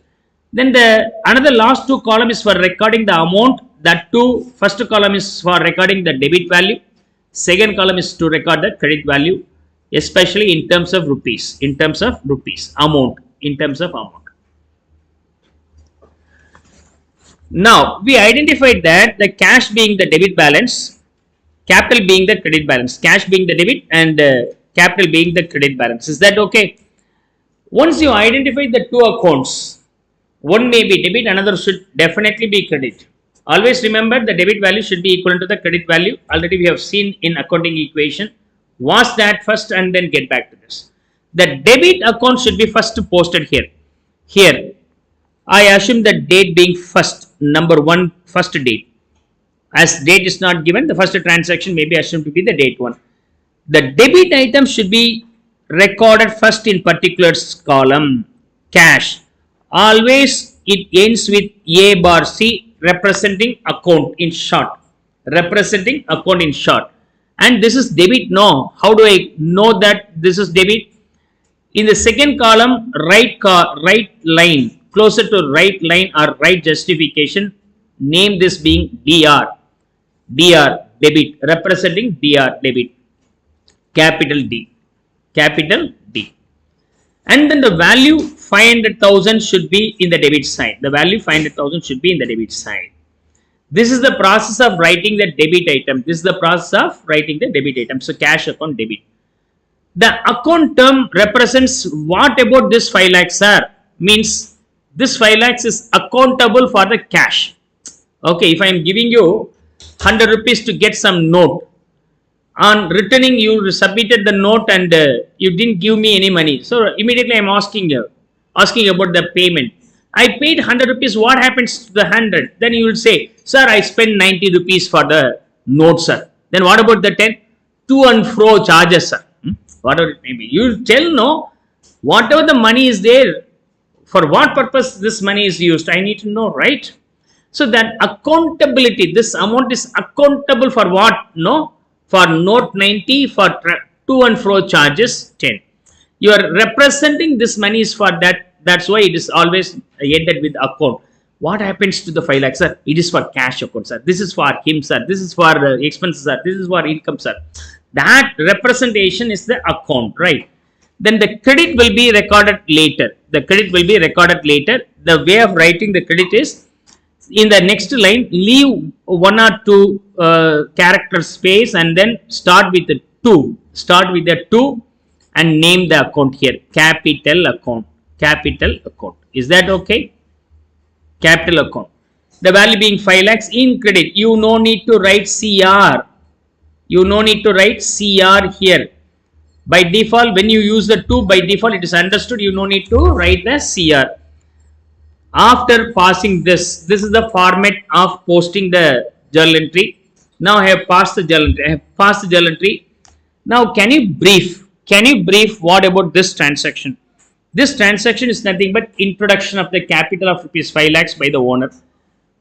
Will I be able to give a note of that? Yeah, of course you can give a note of that. So the note of that is usually starting with the being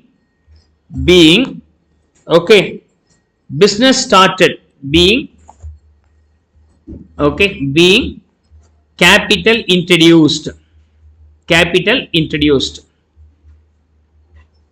clear, rupees 5 lakhs, being capital introduced, rupees 5 lakhs. This is nothing but narrating about the transaction. What about the journal entry, sir? This is nothing but a narration, nothing about the capital introduction. Such a way we have given the narration here, being capital introduced. Right. Second, now the transaction will be this one. Okay. Open the bank account in State Bank of India where cash is also affected. Okay.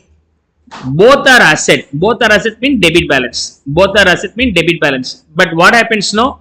Bank account is open, so bank account balance will be increasing. Cash account balance should be subtracted. To subtract that, what we have to do? You have to use the other term, credit. By default, cash is also debit balance, bank is also debit balance. Now, what happens ultimately because of this transaction? Bank account balance increases, cash account balance is decreasing. So, to decrease the debit balance, you have to credit. Now, how do I pass the entry here? Let's see here, number 1. This is, I will name this being 0. Okay, number 1. Bank account is debit. No, first bank account should be recorded.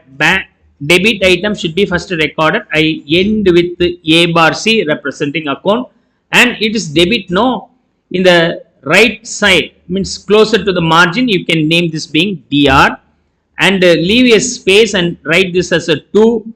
The credit item is now named here to cash account. To cash account, the value being 4,80,000 rupees. 4,80,000. Is that okay? Being bank account open. Being bank account open. Right. Bank account open. Okay. Opened. Okay. The next one is bought furniture rupees 60,000 and check was issued. So furniture is also asset. No, debit balance. Check representing the bank, also asset. Also asset, then debit balance. Because of the furniture purchase, furniture increases, bank balance decreases. To decrease the debit balance, what we have to do? Credit it. So that way also you can work out here. So second one, I am going to debit furniture account. So furniture account debit, value being 60,000. 2. The credit item should be now posted here, bank account. The value being 60,000. Narration, I leave it to be solved by yourself. Right. Third one, bought plant and machinery for rupees, for the business for rupees 1,25,000. So plant and machinery is an asset. Asset means debit balance. An advance of rupees 10,000 in cash is paid. Cash is also debit balance. Cash is also debit balance. To Mrs. Ramji. To Ramji, we have paid only a part of amount. Balance not paid. So then the party is my creditor. I am liable. So Ramji is a liability, so it should be credit. Right. So you have to find out that. So plant and machinery is an asset, debit balance. 10,000 rupees is the cash, debit balance. And as I have paid only a part of the full amount, the party to whom I am supposed to pay later, I am liable, then it's a credit balance. Now, what happens to these balances? Increases or decreases? Plant and machinery, debit balance, because of the purchase, it increases, so add back. Cash, because of this payment, the cash balance will be decreasing, minus this one. And Ramji Lal, new liability increases, so it should be added back. To add the debit extra, you have to debit it. Okay, to add the debit balance extra, I have to debit it. So plant and machinery should be debited here. Third one, plant and machinery account, P&M account. I write that in short. Plant and machinery account debit. This is an asset, debit balance. Because of the purchase, the asset is increasing. To increase the debit, I have to debit. With that logic, I am going to debit here. The value being 1,25,000. Because of that, I immediately made a payment of 10,000. 10,000 is an asset, being the debit balance. To reduce that, it should be credited. So leave a line, leave a character, and then write this as to cash.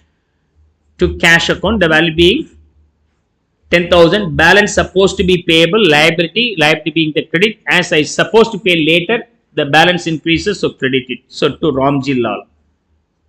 To Ramji Lal. Right. Okay. Ramji Lal account.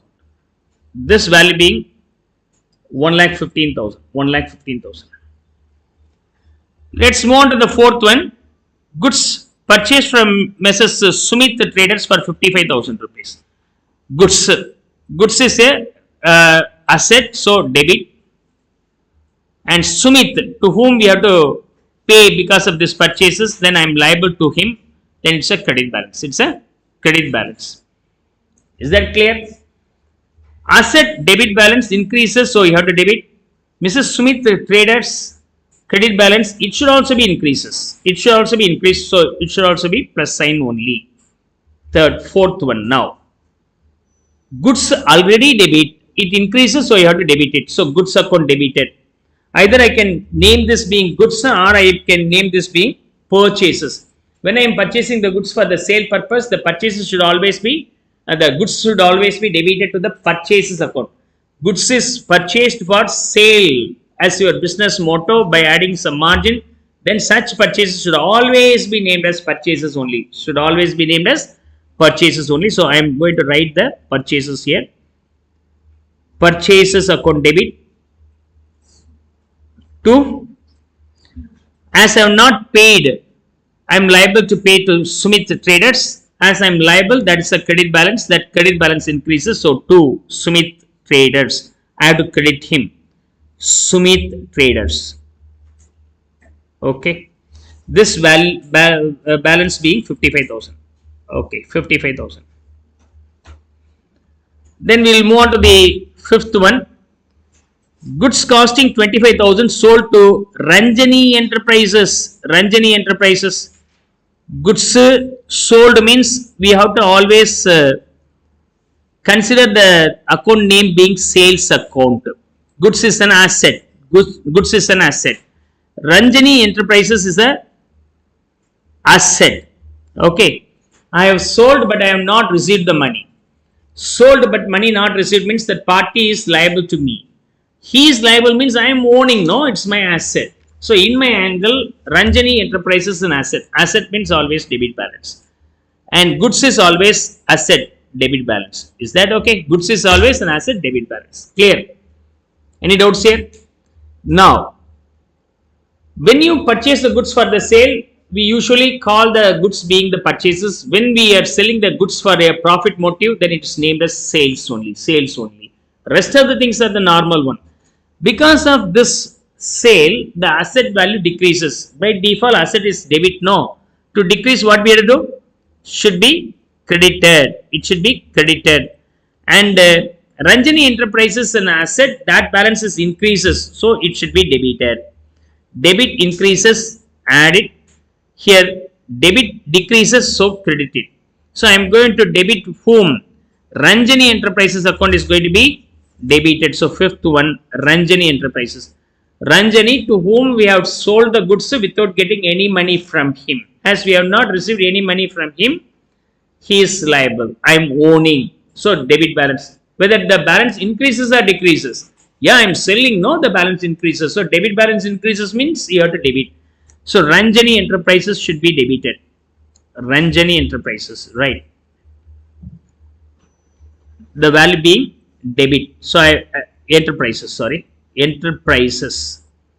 This value being 35,000 to sales account. Sales. Goods is an asset. Because of the sales, the goods is decreasing. Asset means debit balance. To reduce the debit balance, we have to credit it. So I am crediting the sales account. Sales, indirectly, you have to keep the goods in your mind. Goods is always asset. Whether it is increasing or decreasing, that way you can think over. This value being 35,000. Is that okay?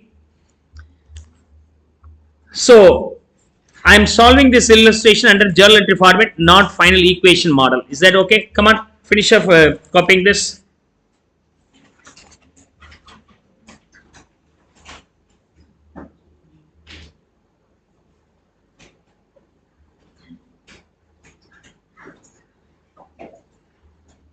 Furnishes the following information. Transaction during the month of April 2017 or as under 1417. So in my solution, I skip the date and ledger folio and other columns. I will directly pass a journal entry and I will post the values in the debit and credit. That's all. And of course, I am going to skip the narration also to save the time. That may be usual one. Based on normal repetition, you can solve that yourself later. So 1/4/2014, the business started with the cash. So cash and then capital. Capital is credit balance, cash is debit balance. For the business, because of introducing the capital, the cash increases, capital also increases. To increase the debit, you have to debit it. To increase the credit, you have to credit it. So cash account is debited, capital account is also debited. That's the logic. Is that okay? Let me solve this illustration here. Cash account debit, date 1, journals, date 1, cash account debit,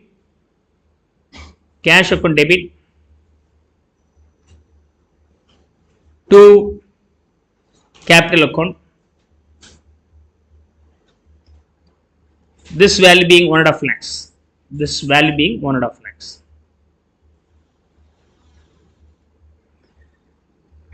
On 1/4/2017, the next one, goods purchased from Manisha.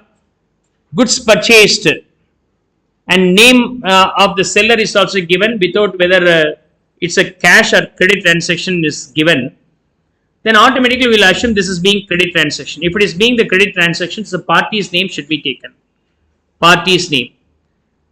And goods, one account, another one is Manisha, party's name.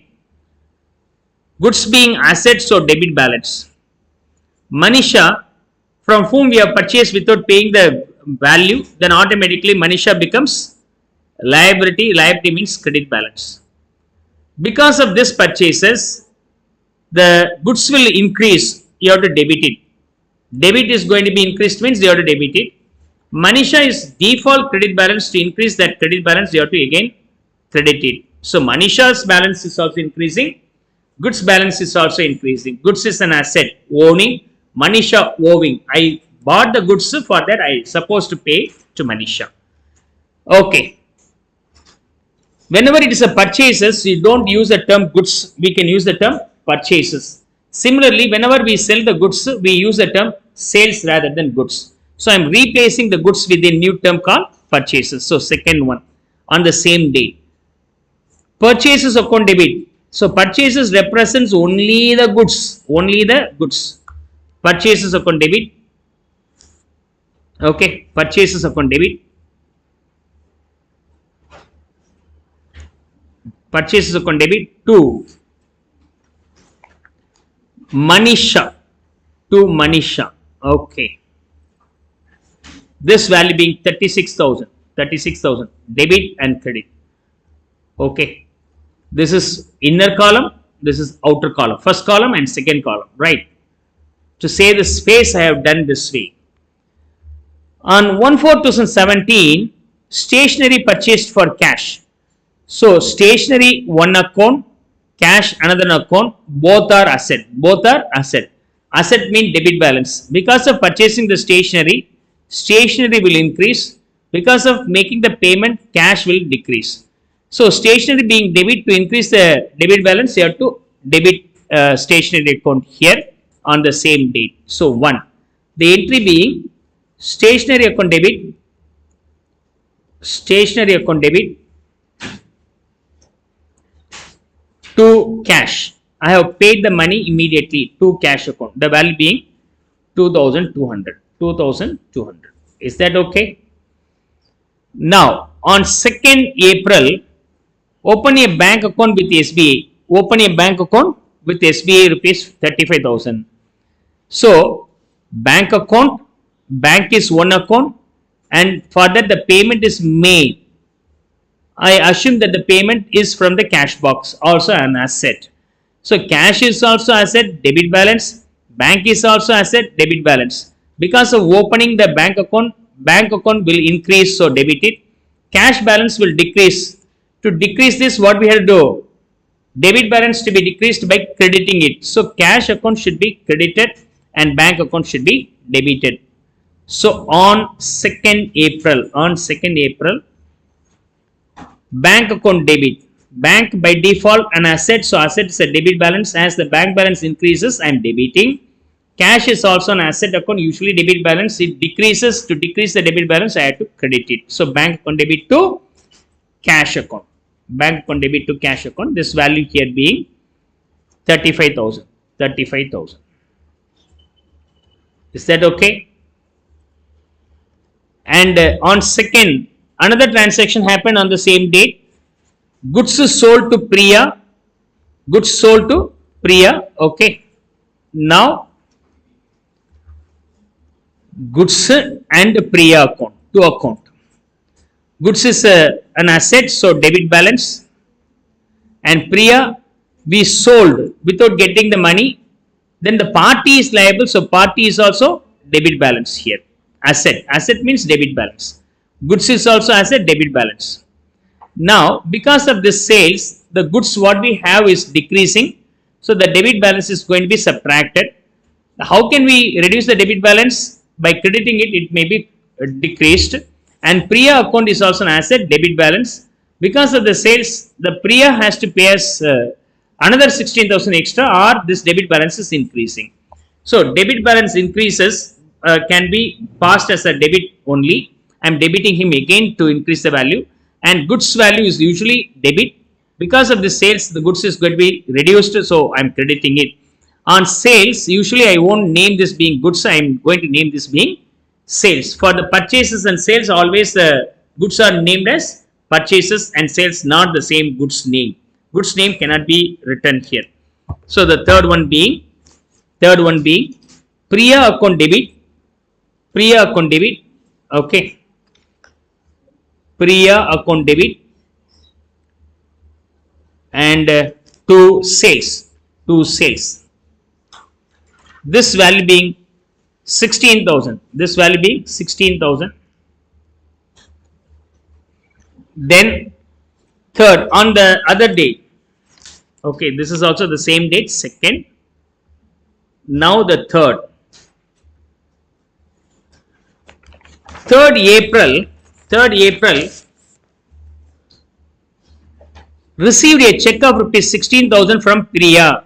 Received a check of rupees 16,000 from Priya. Okay.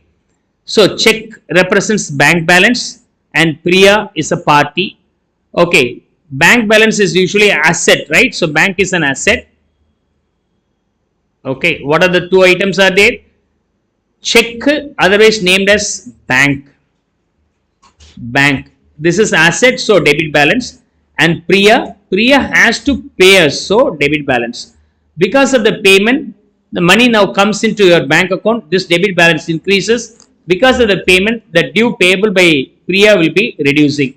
To increase the debit balance, you have to debit it. To decrease the debit balance, it should be credited. So Priya should be credited, bank account should be debited. So it happens on 3rd April. So third, the entry being debiting the bank account. So bank account debit to Priya account. This value being 16,000.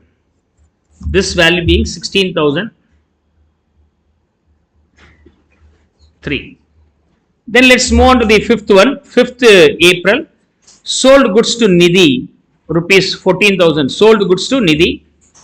Always we have two items here, goods and Nidhi. Okay, goods is always asset, so debit balance, and we are selling to Nidhi means without money, right? So selling to Nidhi without money means Nidhi has to pay. So Nidhi has to pay means it is also debit balance. This is also debit balance. On sales, goods will be decreasing, it should be subtracted, and because of the sale, Nidhi has to pay us another 14,000 excess, so debit balance should be increased. So Nidhi's existing balance debit supposed to be increased. The increase can be again added. Goods is usually debit balance. Because of reduction, it is going to be subtracted. So to subtract this, we have to credit it. And when it is being the sales, we usually won't name this being the goods. It is going to be replaced with what? Sales. Now the ultimate entry being Nidhi account debit to sales. Okay. Nidhi account debit to sales.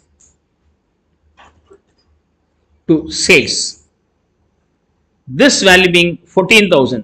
This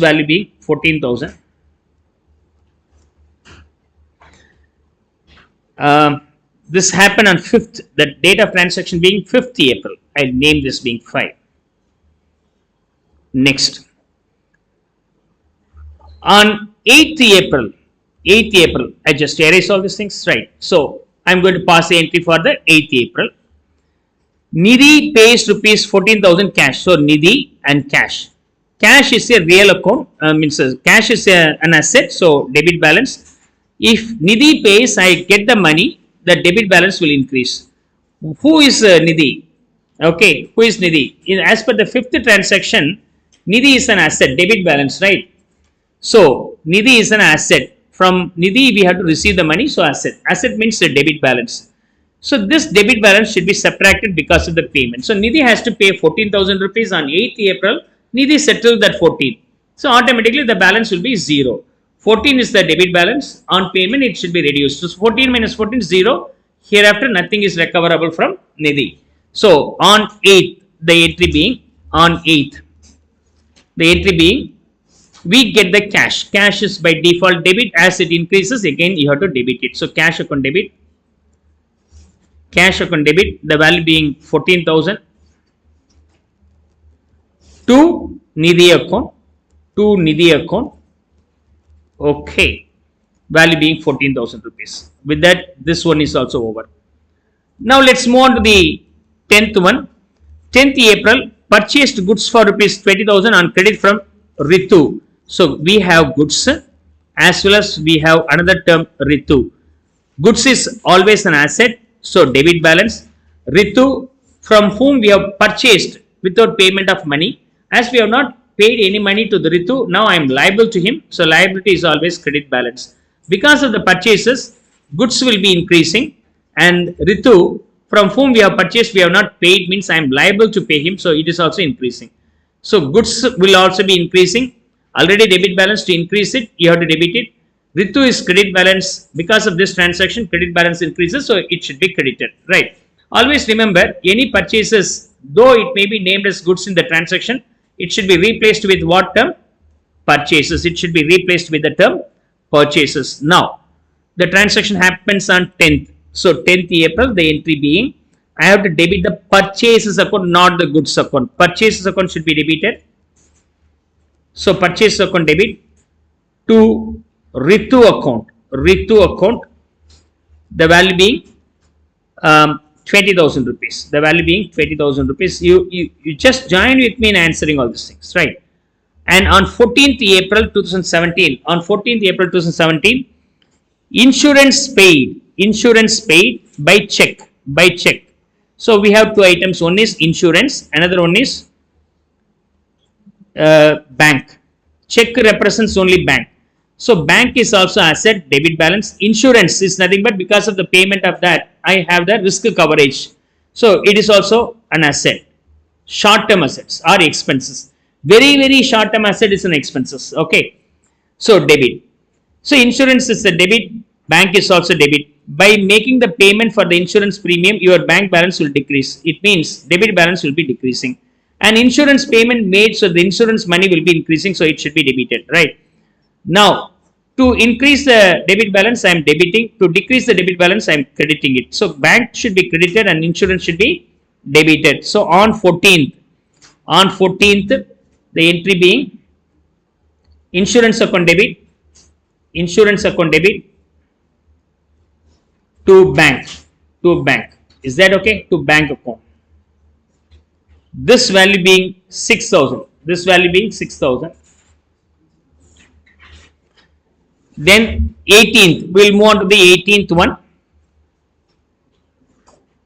18th one. Paid rent rupees 2,000. So rent and cash. So we have two aspects here. Rent, another one is cash. Rent is also debit balance. Cash is also debit balance. Rent is an asset, right? The expenses and asset will be debited. Cash is debit balance. Because of the payment of rent, the rent will be increasing. The debit balance is increasing. Because of the payment of cash, cash will be decreasing. Otherwise, the debit balance should be decreased. To decrease the debit balance, what we have to do? We have to do the reversing it. So credited. So the entry here being on 18th, rent account debit to cash. On 18th April, rent account debit to cash. The value being 2,000. This is over 18th. And on 20th,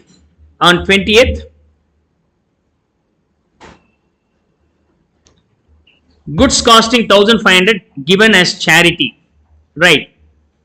Given as charity. So we have goods and charity. Charity is otherwise named as donation, right? Donation, clear. And goods is always debit balance. Donation should also be debit balance. Okay. How the donation being the asset? as not asset and expenses like. Without reciprocal benefit, if you are making any payment, also on expenses and losses. Either you can name this being the loss or loss for the charity cost, whatever the assumption may be, it's a debit balance. And donation, debit balance, it increases, so it should be added back. And because of this donation, the goods what you have will be decreasing, it should be subtracted. It means the goods should be subtracted. How do I subtract the goods value? By crediting it. Now always remember, when you purchase the goods comes in, the goods will be named as purchases. When the goods are sold, that goods are named as sales. If the goods purchased goods are issued or used for other than sale purpose, then that time this will be always named as purchases. Is that okay? Purchases. Make a note of it. Okay. Now, so in your organization, goods will come in. Goods will come in. That will be now always named as purchases. Okay. The goods may be around 100 rupees. The same 100 rupees worth of goods could have been sold. Okay. As rupees 120. In that case, this will be named as what? Sales. Okay. This is predominantly happens. Apart from that, there are other reasons may also be exist, which is nothing but other purpose means other than sale, like charity, donation, or it may be taken by the owner named as drawings, may be given to the employee as an appreciation bonus, that is called bonus or salary, or may be used for the office purpose, office expenses. Okay, in all these scenario, other than that purpose, the purchases will always be credited. The purchases account is always credited. Okay, or minus item. Is that okay? While goods coming in, it should be debited, otherwise plus item. On moving out of our organization, it should always be credited. But if it is moving out of your business as your regular business operation by adding the margin, then it is sales, named as sales. In all the other cases other than sales, that goes, once the goods are going away from your organization, that will be named as purchases only. As per that assumption, here I use the term purchases. Is that clear? And then donation is going to be debited. Donation is debited, purchase is going to be credited. So the entry being on which date? 20th. On 20th, the entry being donation account debit. Two purchases. It has a special character. Just now I explained. Recap that one again. The value being 1,500. 20th over. 24th, purchased office furniture for rupees 11,200. So we have furniture as well as cash. So both are asset. It means both are debit balance. Because of the purchases, furniture increases, cash decreases. To increase the debit, it should be debited. To decrease the debit, it should be credited. Then the final entry being, 21, furniture account debit, to cash. The value being 11,200. Is that okay? This is on 24th. Let's move on to the next transaction on 29th. Okay. Cash withdrawn for household purposes. So we have two aspects. One is cash, another one is drawings. Whenever the owner brings the cash to the business, the owner is named as capital. Whenever owner takes the money for his own purpose, then it is always named as drawings. So you should not have any confusions. Also a special entry you have to keep in your mind. Okay. See, owner and business. Whenever the money comes in from the owner, named as capital. Whenever money goes to owner's account, That will be named as drawings. That is named as drawings. Is that okay?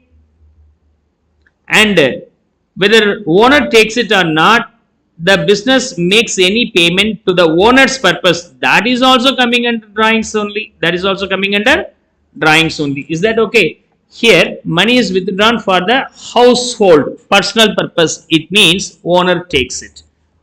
Owners takes it. So, cash is always debit balance. Drawings is always debit balance. Capital is credit balance. Drawings is always debit balance. Capital is always credit balance. Drawings is always debit balance. You should not have any confusion over that. So, the other name of capital will be the drawings. So, capital is drawing, credit means drawing should be debit balance. Here, because of the drawings will be increasing. Because of the drawings, cash balance is decreasing. As the cash is debit balance, to decrease it should be credited, and drawings being the debit balance, to increase that it should be debited. So, drawings account debit to cash is the final entry on 29. So, on 29, the entry here being drawings account debit to cash, this value being 5,000, this value being 5,000. Is that clear? 29. Now, let's move on to the last date of the month, 30th April. Interest received by way of cash rupees 1,200. So, interest received and cash. Cash is an asset, so debit balance. Interest received in income is credit balance. Because of receiving of credit means income, it should be increasing. And because of the receipt of cash balance also increasing. So, debit also increases, credit also increases. To increase the debit, you have to debit. To increase the credit, it should be credited. So, the final entry being cash account debit to interest received account. So, 30th, the entry being cash account debit to interest received. Is that okay? The value being 1,200. Now, let's move on to the next transaction. On 30/4/2017, cash sells 2,300. So, we have cash and sales. Sales is other name for the goods, right? Goods on sale will be always named as sale. So, sale is also debit balance and cash is also debit balance, because sale represents only the asset. As the value of the sale reduces the goods item, it should be subtracted. Cash, because of the sales cash balance increases, it should be addable. So, from this it is very clear, sale by default debit balance. Sale means what? It's nothing but goods. Goods if you have, then it's always debit balance. On sale, that debit balance should be reduced. To reduce the debit balance, it should be credited. So, sales should be credited and cash should be debited, right? So, on the same date, the entry being cash account debit to sales, the value being 2,300. Is that clear? On the same date, one more transaction, commission paid 3,000 by check. Commission paid rupees 3,000 by check. So, commission and then check represents bank. Okay, bank. So, bank is also asset, debit balance. Commission is also an expenses, so it is also debit balance. Because of payment of commission, the debit balance increases. Because of the payment, bank balance will be reducing, so minus. To increase the debit balance, you have to debit it. To decrease the debit balance, it should be credited. Then ultimate entry being commission account debit to bank. Commission account debit to bank. Okay, the value being 3,000. Right. The next transaction, 34/4/17, telephone bill paid by check. Telephone bill paid. Again, so we have two items here. One is telephone bill. Okay, telephone bill, and check means SBI, bank. Okay, bank. Telephone bill also debit balance, bank is also debit balance. Because of this payment, bank balance decreases. Because of this payment, telephone bill is increasing. So, that should be addable. So the final value being, the final journal entry being telephone bill account debit, bank account credit. Okay. Telephone bill account debit to bank. This value being 2000. This balance being 2000. And then the last one, payment of salaries in cash. So salaries and cash. Cash is debit balance. Salaries is also debit balance. Okay, both are debit balance. Because of this payment, your cash balance will be decreasing. Because of this payment, the salaries will be increasing. Debit is increasing. So the ultimate value being cash is salaries should be debited. So salary account debit. Salaries account debit to cash. Cash should be subtracted. Cash account. Value being 12,000. Remember, one more component I am going to guide you here, which is nothing but similar transaction happens the same date can be grouped. For example, this is one type of expenses paid by check, and telephone bill is also another type of expenses paid by check. Can we summarize these two, or can I combine these two? Of course, can be combined these two. Okay, here it is a cash, so it's a separate one. This transaction entry has bank account being common in the credit side.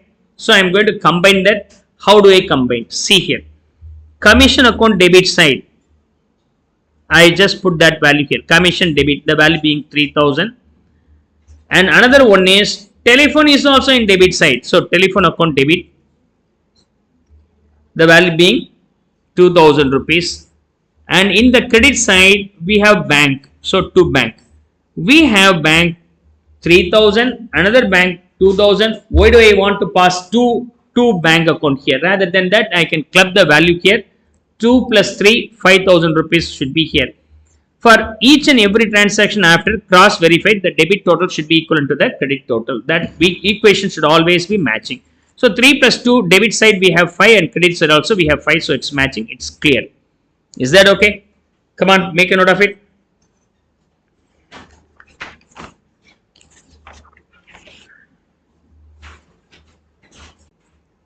Prove that the accounting equation is satisfied in all the following transactions of Sitaram by preparing the analysis table. Adavadhu, here I am going to open the accounting equation. Asset is equivalent to capital plus liabilities. In this angle, I am going to prepare this.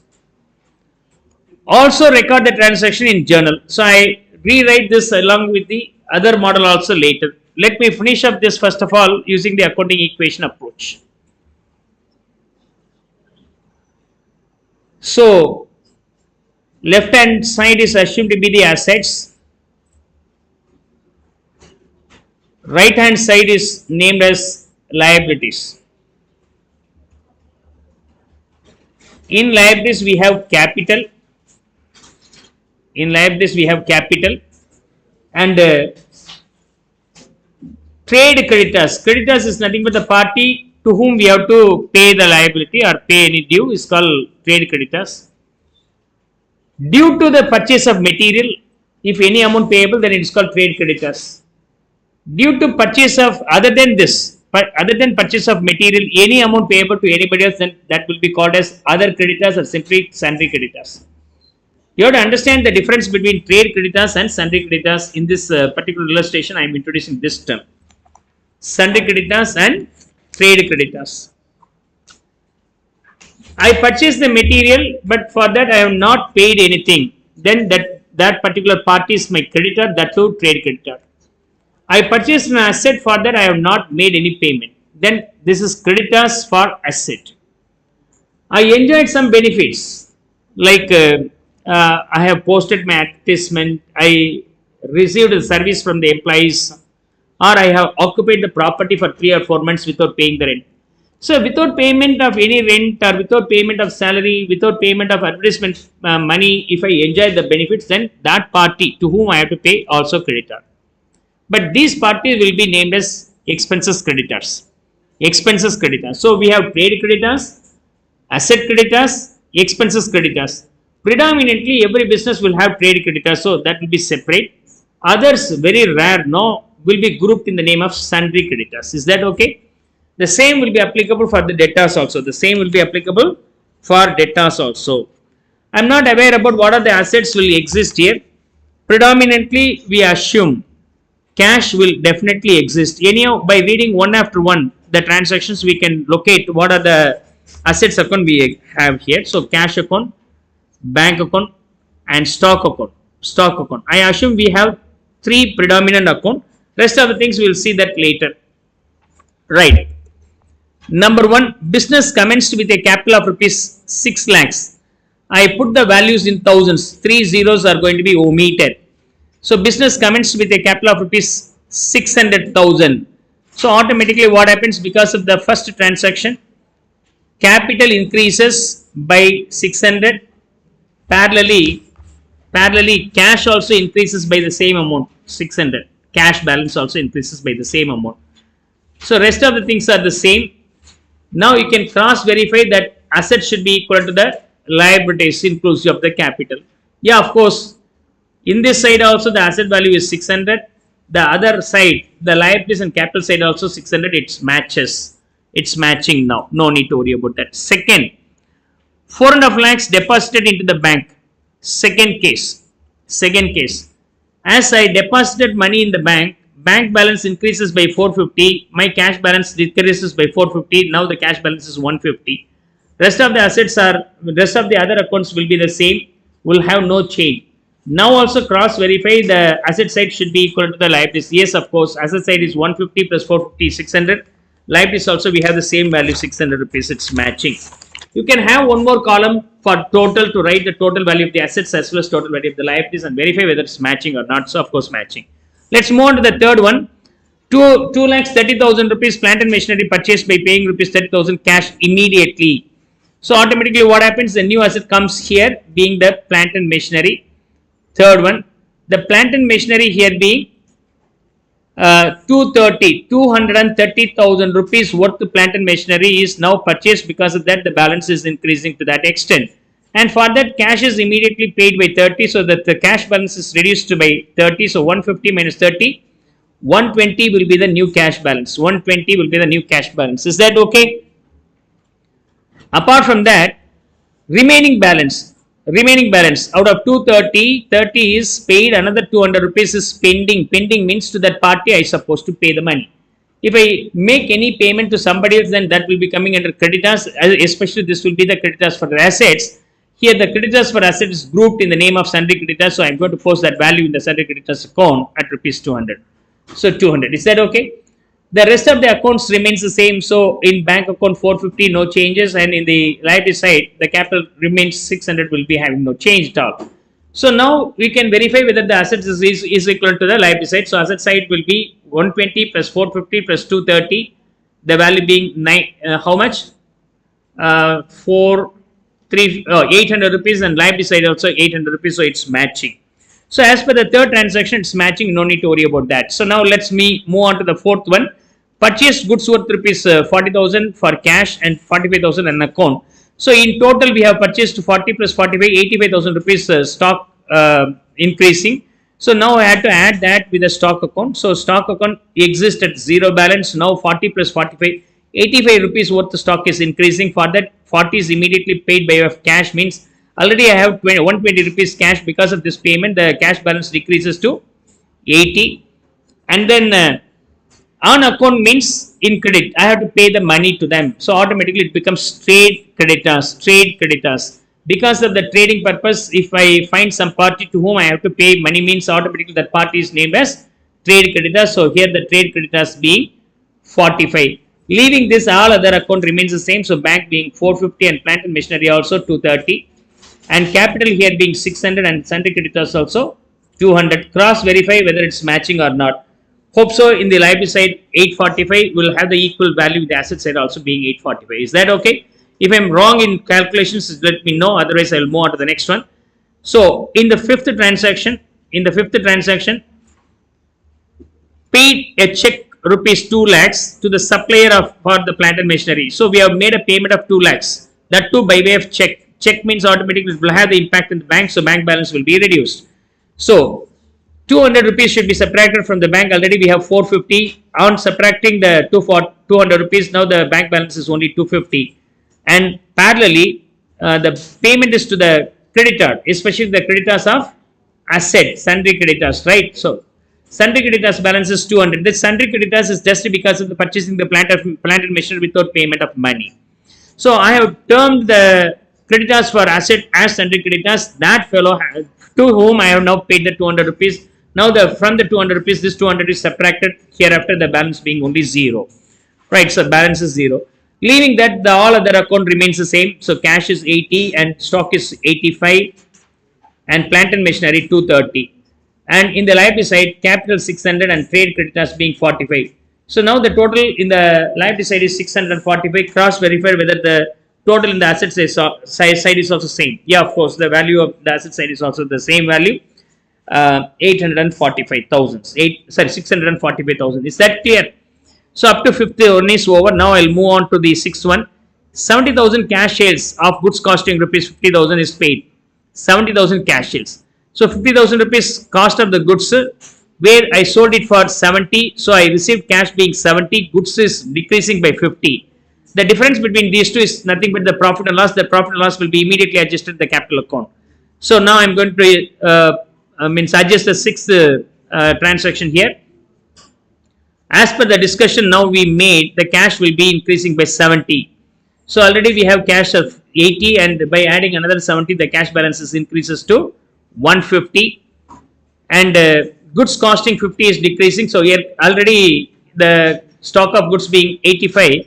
Out of that 85, 50 rupees worth of goods is now sold. Now hereafter it is only 35. Because of this transaction, there is a gain of 20. Any profit or loss because of any transaction will be adjusted only the capital account. The capital account already has a balance of 600 rupees. This profit 200 rupees is now added with the 600. Now the capital being 620. Leaving these three accounts, all other accounts will have the same value what we have before this transaction. So bank being 250 and plant and machinery being 230 and trade creditors being 45 and the sundry creditors is also 200 rupees. So we have now posted that. And then the next transaction 7, withdrawn by the proprietor 35,000 cash for personal use. 35,000 cash for personal use. Okay. So then cash is going to be reduced and the proprietor, owner's capital account should also be reduced. And I am going to post that here. 7th one. Because of the withdrawal, cash balance is decreased by 35,000. Already we have 150. From there 35 is decreased.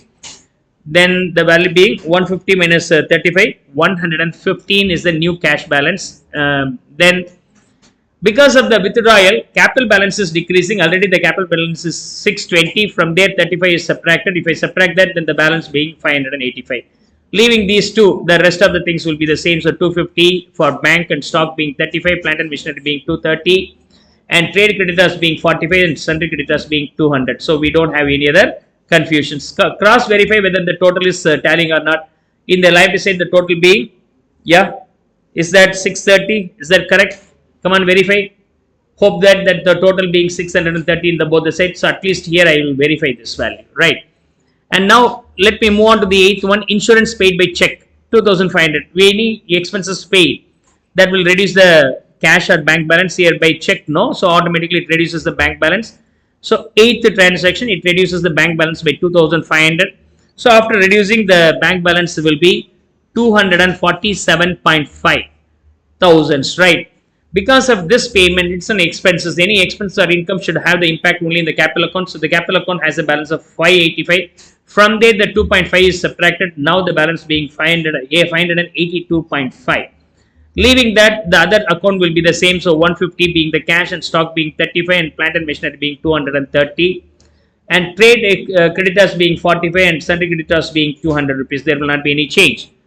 Now let's move on to the 9th one. Salary of rupees 5,500. Outstanding. Right. So outstanding salary. Then automatically salary is there and the party name should also be there. The party name is nothing but outstanding salary.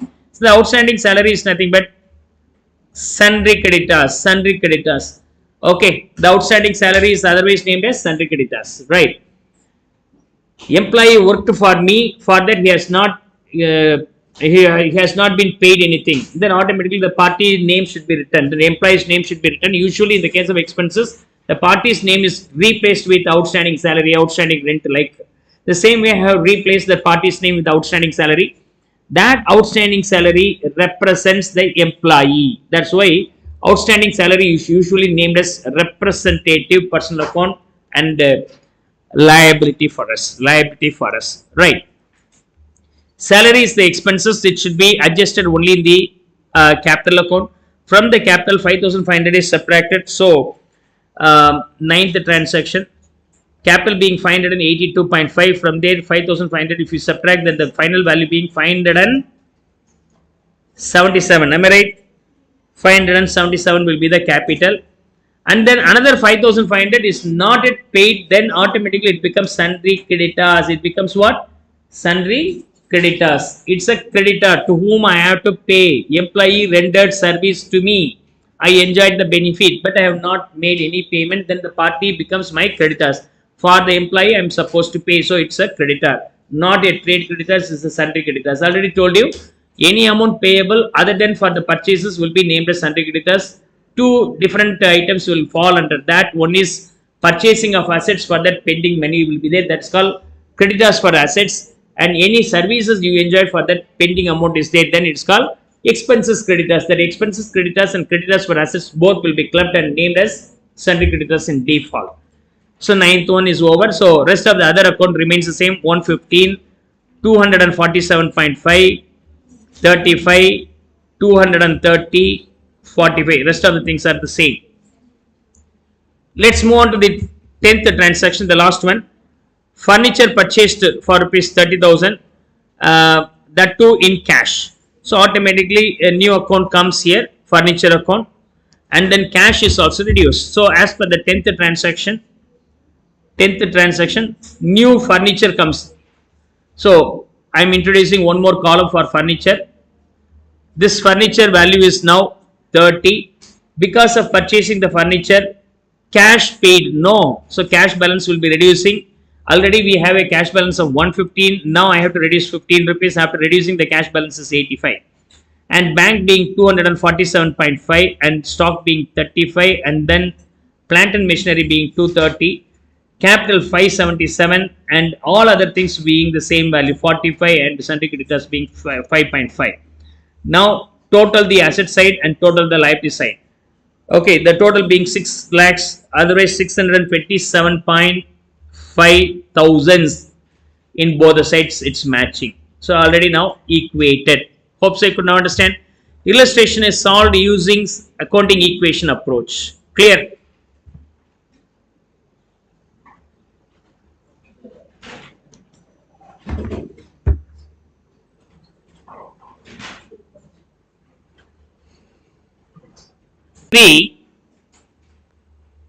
I am going to solve this illustration under journal entry model. Number 1, business commenced with the capital of rupees 6 lakhs.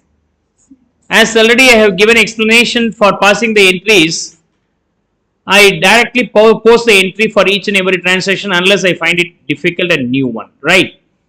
Business commenced with capital rupees 6 lakhs, so cash account debit to capital account. So the entry being cash account debit. Cash account debit to capital account. To capital account. This value being 600,000.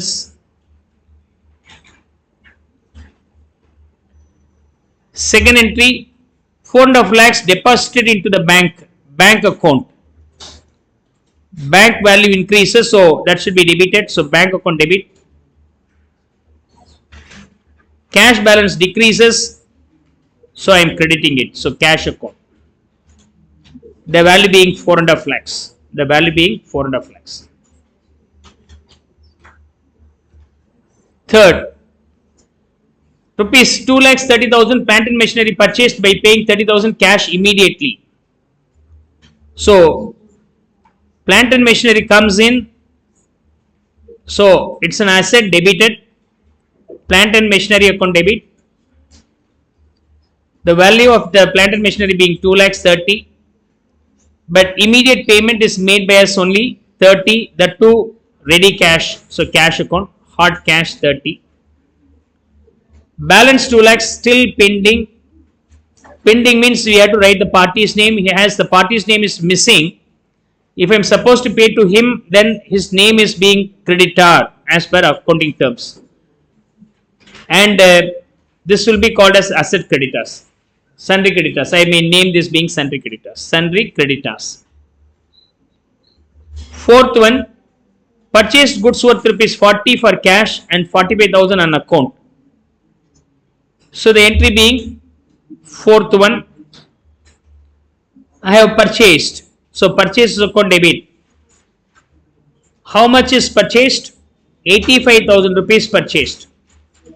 Out of 85,000 rupees, 40,000 immediately paid. So to cash. The value being 40,000 rupees.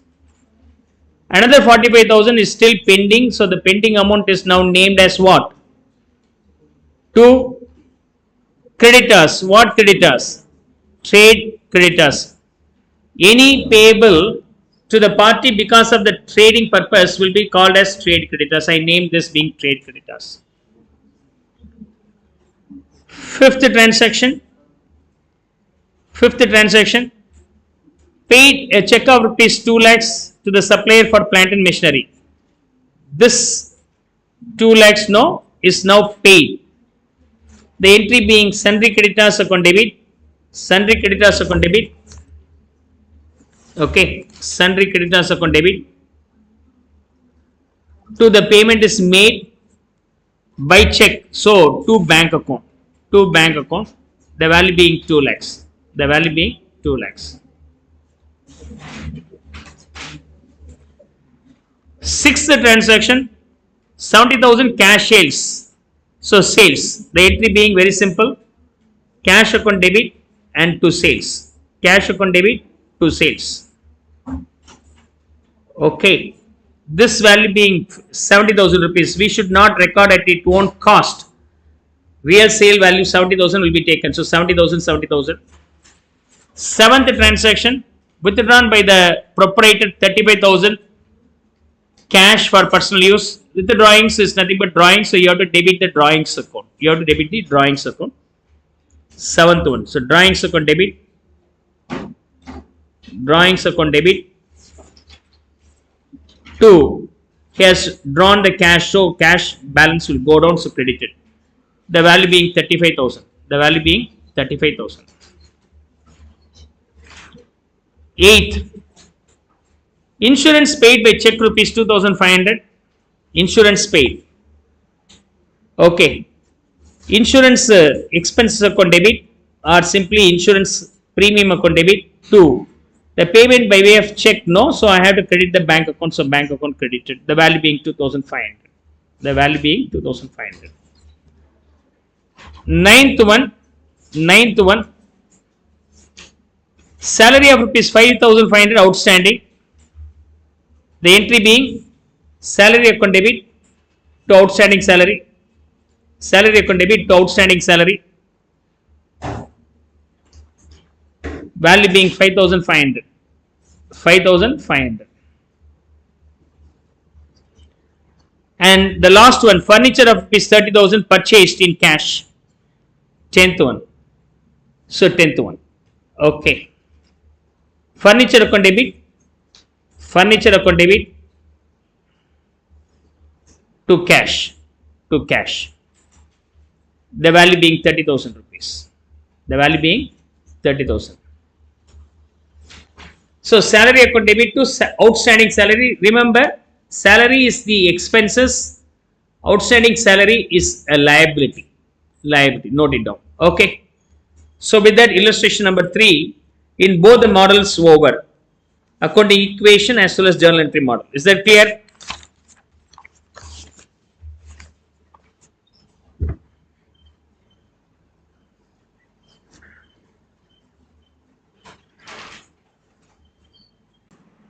Where we need to pass the accounting entries subject to applicability of goods and services tax. Goods and services tax. Now you might have seen that when you pay for any purchases, you may pay for CGST and SGST, right? So always remember 50-50. 50% of revenue collected by way of taxes for the central government, another 50% is collected for the state government. So those things will be called as central GST, goods and services tax, and another one is state GST. Let's see here. Let me explain the conceptual background of goods and services tax and its working. See, the entity XYZ purchases an item, okay, whatever it may be. The cost assumed to be say 10,000 rupees, and XYZ is supposed to pay the tax on that. The tax could be say 5%. Whenever I say the tax 5%, automatically another 5% will be addable. One 5% is for state government, another 5% is for the central government. CGST, SGST. Okay. Central government also runs the government, right? State government also wants some fund for running their government. Central government spends for national highway, army, central universities, colleges and all. State universities are handled by state government, state highways, police stations. All these things are again controlled by the state government. For these things also, of course, the state government is in need of fund. And central government is also in need of fund for central expenses. Even municipality corporations also are in need of fund for sewages, road, okay, and all these things will be there. And cleaning the places and water supply, all these things are under the control of municipality, corporations and metro. They will collect their taxes by way of property tax, sewages tax and water tax. Anyhow, in a broader way, we won't mind about that. In broader way, we will be confining with the two taxes. One is CGST and SGST. State government share and central government share. See, if you are purchasing a commodity for rupees 10,000, automatically you have to pay 5% for the state government, another 5% for the central government. CGST, 5% may be 500 and SGST 500 rupees. One tax, one nation. Before the introduction of this particular taxation, GST, state government has their own taxation, central government had their own taxation. So everything was abolished except a few. This type of new tax was introduced, right? Whatever the tax may be, centrally administered and collected, nicely shared by the state government and central government. If you are buying the commodity from Tamil Nadu, okay, for 10,000 rupees, 500 rupees is for central government, another 500 rupees is for Tamil Nadu government. If you are buying the same commodity from Karnataka, 500 rupees is for the Karnataka, another 500 rupees for the central government. Is that okay? That's how it will be happening. If it is being the union territory, we have the union territory GST, UT-GST, Union Territory Goods and Services Tax. If you are procuring anything from UT-GST, automatically 5% for the central government, another 5% for the union territory. That's how the things are there. And this CGST will be named as multi-point tax. Multi-point tax. Multi-point tax means anything you add with the purchased item for sale purpose with the profit, you have to subsequently pay the tax. You have to pay the tax subsequently. And the tax paid at the time of procuring the material for supplying the finished goods, right, can be refunded. Can be refunded. XYZ, after purchasing this 10,000, plan to sell it for 12,000 rupees. Okay, 12,000 rupees by adding 2,000 rupees profit. Sales. By the time XYZ has to pay the GST, CGST at the rate of 5% on this being 600 and SGST at the rate of 5% on this being 600. Is that okay?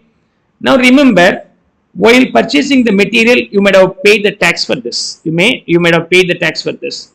And while selling, you might have collected this one. You might have collected this one. This CGST should be payable to the government. This CGST should be payable by government. The CGST what you paid at the time of purchase could have been paid to the government by the seller. By the seller.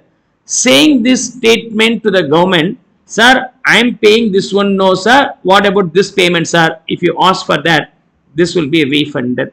The refunded will be named as IGST. Okay, input tax, ITC, simply called that as ITC, or here IGST. Input CGST. That's how we can name it. ITC. We call that being the ITC, input tax credit. So we either name this being input tax credit, but as per the institute material, go this way also. Input CGST and input SGST. Is that okay? This will be now refunded. You have to pay this one. This is payable. This is recoverable. Okay, you recovered this amount, 500, you have to pay 600. The different shortage you have to pay by way of cash. Now, how the CGST payment stream is there? Well, let's see that now. If you are being a trader, where you are buying the goods by paying the GST, later by adding the profit you are selling, then of course you have to pay the GST also, right? You have to pay the GST also. Now, XYZ company will maintain three accounts. Will maintain three accounts. One is electronic credit ledger. Another one is electronic cash ledger. E represents electronic cash ledger. One is electronic credit ledger. Another one is electronic liability register. So we have three books. Whatever the tax is supposed to pay to the government will be automatically recorded in electronic liability register. Is that okay? This will be now recorded in the debit side. 600 rupees for CGST. CGST account is separately maintained. SGST account also separately maintained. I will just confine with the CGST only. That 600 will be debited in the electronic liability register because 600 rupees is the revenue amount recoverable. Any amount recoverable is usually debited, right? Similarly, I assume this 600 rupees is recoverable, debited. For whose angle? Government's angle. So we are going to discuss this in the government's angle. You are maintaining these three accounts with the government CGST portal, right? So government says you have sold the goods for 12,000 rupees. For that, 5% share is for me. Give me 600 rupees. It's now pending. Sir, while purchasing the material, I have paid 500 rupees now, sir. Yeah, you can get it back. It will be credited in your electronic credit ledger. Where? In your electronic credit ledger by default credited. Input GST. Input CGST. Is that okay? It is credited here. Clear? Input CGST. Now, on the due date, you have to pay this 600 rupees. How can you make the payment? Through the electronic credit ledger, you can make the payment of this one, 600 rupees. Sir, I have to pay 600. No, already you have to return me 500 rupees. You are talking to the government. You have to return me 500 rupees. That 500 rupees is recorded here and adjusted here. Now 600 rupees I have to pay while purchasing the material. I paid 500 rupees. You need to refund now. Get it refunded. That refunded amount can be used for settling this money. But there is still shortages there. 100 rupees shortage is there. How can I make the payment? That payment could be made through electronic cash ledger, 100 rupees. Okay. See, in electronic credit ledger, the balance comes in the credit side through all the purchases. Whatever the purchases you make by paying the GST automatically available in the credit ledger. Right, electronic credit ledger in credit side.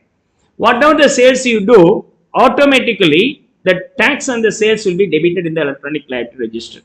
By the time of tax payment, that 600 is set off with that 500 rupees. Whenever there is a shortage, that shortage will be adjusted through electronic cash ledger. How do I get the fund in electronic cash ledger? It's manual. You have to do it through your bank account. You may maintain a bank account, right? In your bank account, debit and credit side. This is receipt side, this is payment side.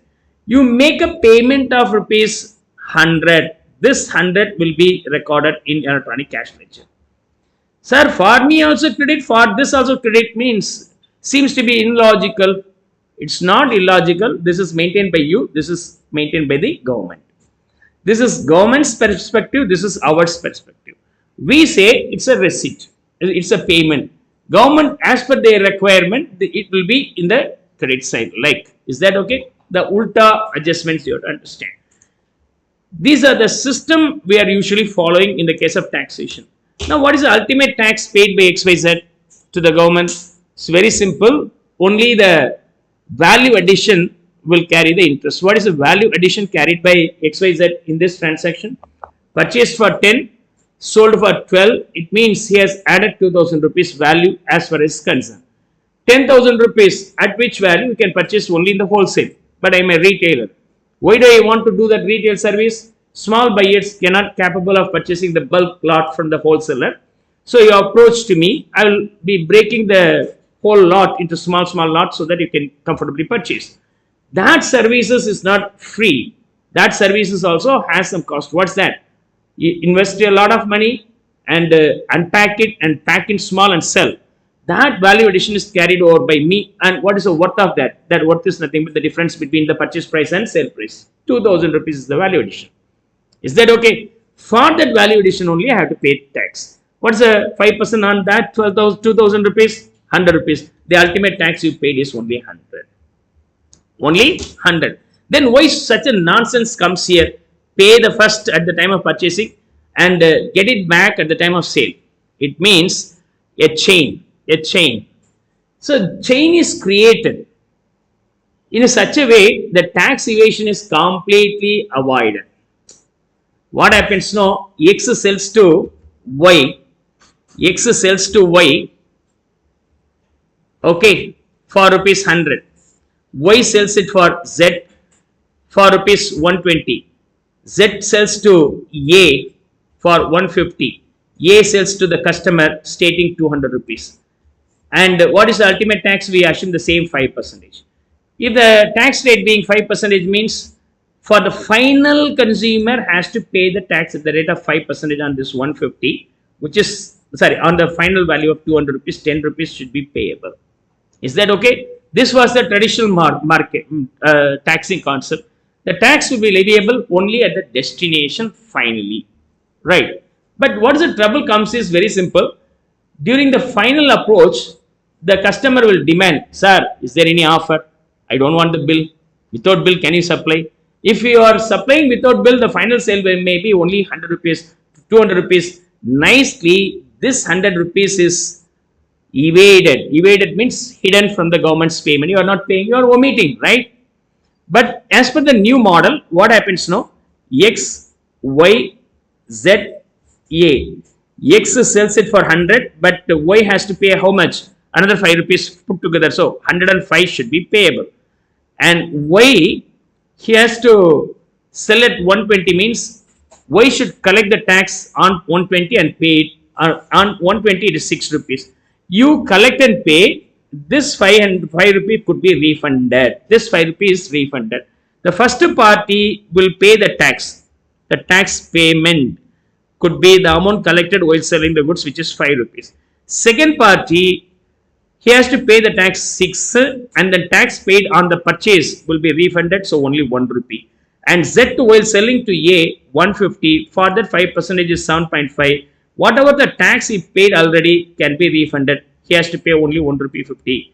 And A sells finally to consumer at 200 rupees. For that 5% 10 rupees is payable and A can get the initial tax back, so 7.5. So finally only 2 rupees 50 paise. What is the ultimate value now payable to the government or receivable by the government? Summation of all this value, which is equivalent to 10 rupees. Now what happens now? If Z wants to cheat this 7 rupees 50 paise, he cannot get the 6 rupees back. He cannot get the 6 rupees back. Very simple, no? If Z says that I am going to sell without bill, without tax, in order to reduce the tax. So for 150, sir, you pay only 150, don't pay the 7 rupees 50 paise. I am going to hide it, tax evasion. I plan to go for tax evasion. If I plan to go for tax evasion, I cannot get my 6 rupees back. If I am not able to get the money back, then what is my purchase price? 126. Isn't it? 120 for material, tax amount, if I am not able to get it back, then really I am paying 126. Am I fool to pay 126 for the material? And purchasing for 126 is not at all meaningful at all. Rather than that, I have to always go with the taxing. So because of this chain link between the purchaser and seller goes n number of chain loops, definitely there will not be tax evasion. If there is a tax evasion in GST like multi-point tax, it is just because of a group activity of the entire chain of people, which is rare occasion. Of course, still some fraud happens. You might have heard about now and then. GST to this extent of amount is tax evaded, also found out. Also happens, but this method may be better than this method. Is that okay? That's the thing happens here. I explained here. XYZ purchases, while purchasing, GST is paid, but on selling he gets it back. He gets it back. On sales again he has to pay the tax. This is the tax payable to the seller. Okay, to the seller. This is the tax collected and payable, collected from the buyer, from the buyer, okay, from buyer, okay, collected from buyer, and payable to government, While making this amount payable to the government, the amount paid to the seller could have been adjusted here in the name of input tax credit, So this is the logic, okay. Let's see here. I will now pass the entry in the angle of XYZ related to this one. So XYZ purchases for 10,000 together with the additional payment of 1,000 rupees for CGST and SGST. Overall payment made by XYZ in this case is 11,000 rupees. The entry here being purchases upon debit. He has paid 10,000 rupees for the purchases, and he has paid CGST rupees 500 rupees, and SGST also paid, okay, also paid 500 rupees. Anyhow, these two are input CGST. You are able to get it refunded. So I name this being input central government goods and services tax. To cash or bank, I assume this is cash payment. So the overall value being 11,000. On sales the entry being, okay, so I sold it for how much? 12,000 rupees. So I get cash. How much I am getting? 12,000 rupees plus another 600 plus 600, 1,200. So I am getting 13,200 from my buyer, because I am collecting this 600 plus 600 from the buyer, collected from the buyer and later payable. So while collecting, cash account debit 13,200, out of which my share, sales only, which is 12,000 rupees, government share, especially central government share, CGST 600, and state government share to SGST 600 rupees. Okay, SGST 600 rupees. And don't forget to finally adjust this. I can differentiate this tax being output CGST. Is that okay? Now finally, this is the tax I collected from the customer is going to be payable to the government. The tax I paid to the seller at the time of purchase should be received from the government. So received from the government means it's an asset, so it is in the debit side. Payable will be the liability, so it is in the credit side. Finally, this credit amount payable to the government will be paid out of the input GST. Not only that, if there is any shortage, I have to make the payment through our bank account, electronic cash ledger. Is that okay? So the entry here being output CGST payable to the government account, debit 600, and output SGST payable to government 600 rupees, and to input CGST being already available, right? So I paid this amount is my asset. At the time of payment of any purchased goods, any GST paid by you will be refunded. So it is an asset. Any amount you are supposed to recoverable later is an asset, so it's in debit side. Any amount you collected supposed to be payable will be a liability, so it's in credit side. So the output GST is nothing but you have collected from the buyer and it's supposed to be payable to the government. So it's in the liability side. So finally, I am neutralizing with the payables as well as receivable. These are the payables, these are the receivables. I am adjusting the receivables with the payables. So inputs is GST, 500 rupees. The difference will be now settled through which account? Electronic cash ledger, routed through electronic cash ledger, or simply you can name this being cash. Okay, simply it can be named as cash or bank. But this payment is routed through what? Routed through electronic cash ledger, ECL, electronic cash ledger. I hope so you could understand the three accounts. Usually if you are doing any operations after a registered GST trader, one is electronic credit ledger, another one is electronic liability register, another one is electronic cash ledger. Electronic liability register is the ledger is to record all the tax payable on output, and electronic credit ledger is nothing but the tax paid at the time of procuring is auto credited in your account. And finally, that electronic credit ledger amount can be used for payment of the electronic liability register. If there is any shortage, that shortage could be transferable from electronic cash ledger. That electronic cash ledger balance could be adjusted through your internal bank account through NEFT payment, RTGS, like you can transfer the fund to electronic cash ledger. From there, this payment is made. So you have to understand these are the three entries where GST is applicable. Is that okay? Come on, make a note of it.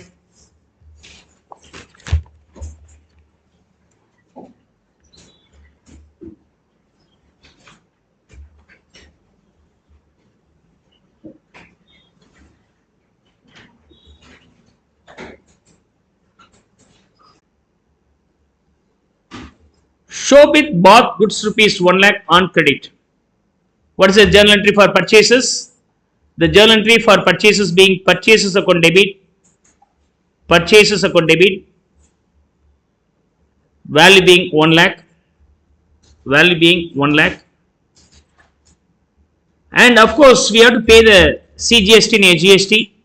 That amount should also be now debited, and any amount you are paying at the time of purchasing could be refunded. So it's your asset, should be now debited in the name of input CGST as well as input SGST. One share for government, central government, another share is for the Delhi government.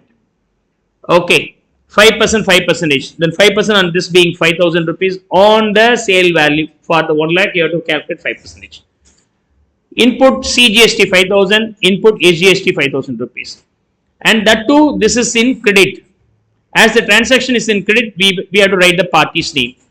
If the party's name is missing, then we can name this being creditors account. Is that okay? The value being 1,10,000. Second transaction, he sold them for rupees 1,35,000 in the same state on credit. Okay. Again, he sells in the same state, same Delhi on credit. Sales, the entry being, in general, entry being the party account debit to sales. But of course, we have to adjust for the output tax. While goods going out, you have to pay the tax, which is called output tax. Where this output tax is collected from the customer and you are depositing to the banker, to the government, right? Second one. Okay. Debtors account debit, as it's a credit sales, party's name is also missing. We have to debit the debtors account to sales. The value being 1,35,000. Though the value being 1,35,000, I collect not only 135, tax on this will also be together with collected. So the two taxes I am going to collect here being CGST and SGST, but I am going to name this being output CGST and output SGST. So output CGST and output SGST. At the rate of 5% is at 1,35,000, the value being 6,750. In total, the amount recoverable from debtors being the summation of all this value, 1,48,500. This is over. Third one, he paid for railway transport rupees 8,000. He paid for railway transport, right?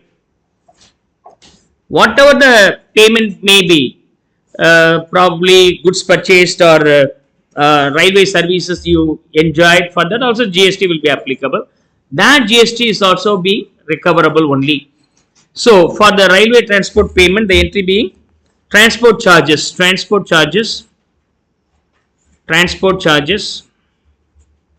account debit, the value being 8,000 rupees. Of course, I will be collecting what? I have to pay for the IGST also, means CGST also. As this is input services, I can get it refunded. So input CGST should be debited. CGST account debit, and input SGST account should also be debited. 8,000 rupees for the seller, 5% on the 8,000, 400 is for central government, another 400 rupees is for the state government. In total, the amount payable by me is 8,800. I assume this is immediately paid, not in credit. So either bank or cash account can be credited. I'm not sure by check or cash. I'm not sure. Anyhow, you can interchangeably use cash or bank account here. And then fourth one, he bought computer printer. The same logic will be applicable for purchase of the printer also. So fourth one, computer account debit, and the value payable for the computer being only 10,000. But anyhow, I have to add the tax also with this. That tax, any purchases for that, any tax is paid refundable. So this is named as input CGST refundable. Okay, 5% on 10,000 being 500 rupees, and again input SGST rupees 500. To what? We assume it is immediately settled to bank or cash. So I name this being bank. This value being 11,000 rupees. And fifth transaction, paid postal charges 2,000 rupees. Fifth. Again, this is also input services. Input services means you are purchasing for rendering output services. So debit the postal charges account debit. Postal charges account debit being 2,000 rupees. For that also you have to pay the CGST. But anyhow, for this the tax paid will be refunded. So input CGST account debit, and input SGST account should also be debited, right? This value will being 5% on the postal charges, which is 100 rupees for the state government and another 100 rupees for the central government. The overall payment in this case being 2,200 rupees. Whatever the goods you purchase nowadays, you will not pay anything. You will not pay only for the purchase value. You will be paying together with the GST, right? So whatever the invoice you have today, even for the purchasing the material, hotel, restaurant bill, whatever the bill, no, immediately there will be CGST and SGST. So you need to understand how to incorporate CGST and SGST while passing the journal entry. This is a practical illustration, right? If you are not able to understand the incorporation of goods and services tax, of course, it's of no use in your practical life today. So one of the beautiful illustration. Then finally, if it is a periodical end, we usually adjust the input tax and output tax once in every month end. So here I assume this is the month end comes here. So what is the output tax payable? So the output tax payable in this case being this one, 6,750 is payable to the either CGST or SGST. Okay, CGST or SGST. Okay. From there, input tax credit can be adjusted. What is the input tax credit we have? 5,000. Not only that, another 400. Not only that, another 500. Not only that, again I have paid another 100. I can get all the tax paid on purchases could be accumulated and credited in our electronic credit ledger. That will be adjusted for the output tax payment. So 5,000 plus 400 plus 500 plus 100, 6,000 is now available in electronic credit ledger. So I offset this payment. Balance 750 rupees should be payable from electronic cash ledger, right? So this credit balance is now debited on payment. Output CGST account debit. Output SGST account debit. Output CGST in total 6,750. Output SGST is also usually same value, right? So 6,750. This will be first offset with the input GST you have. Input CGST you have in total being, already we have found out separately 6,000. Similarly, input SGST available in your electronic credit ledger being 6,000 can be used here. The ultimate difference will be now settled through electronic cash ledger. Okay. This value being 1,500. Hope so you could now understand completely. Come on, make a note of it.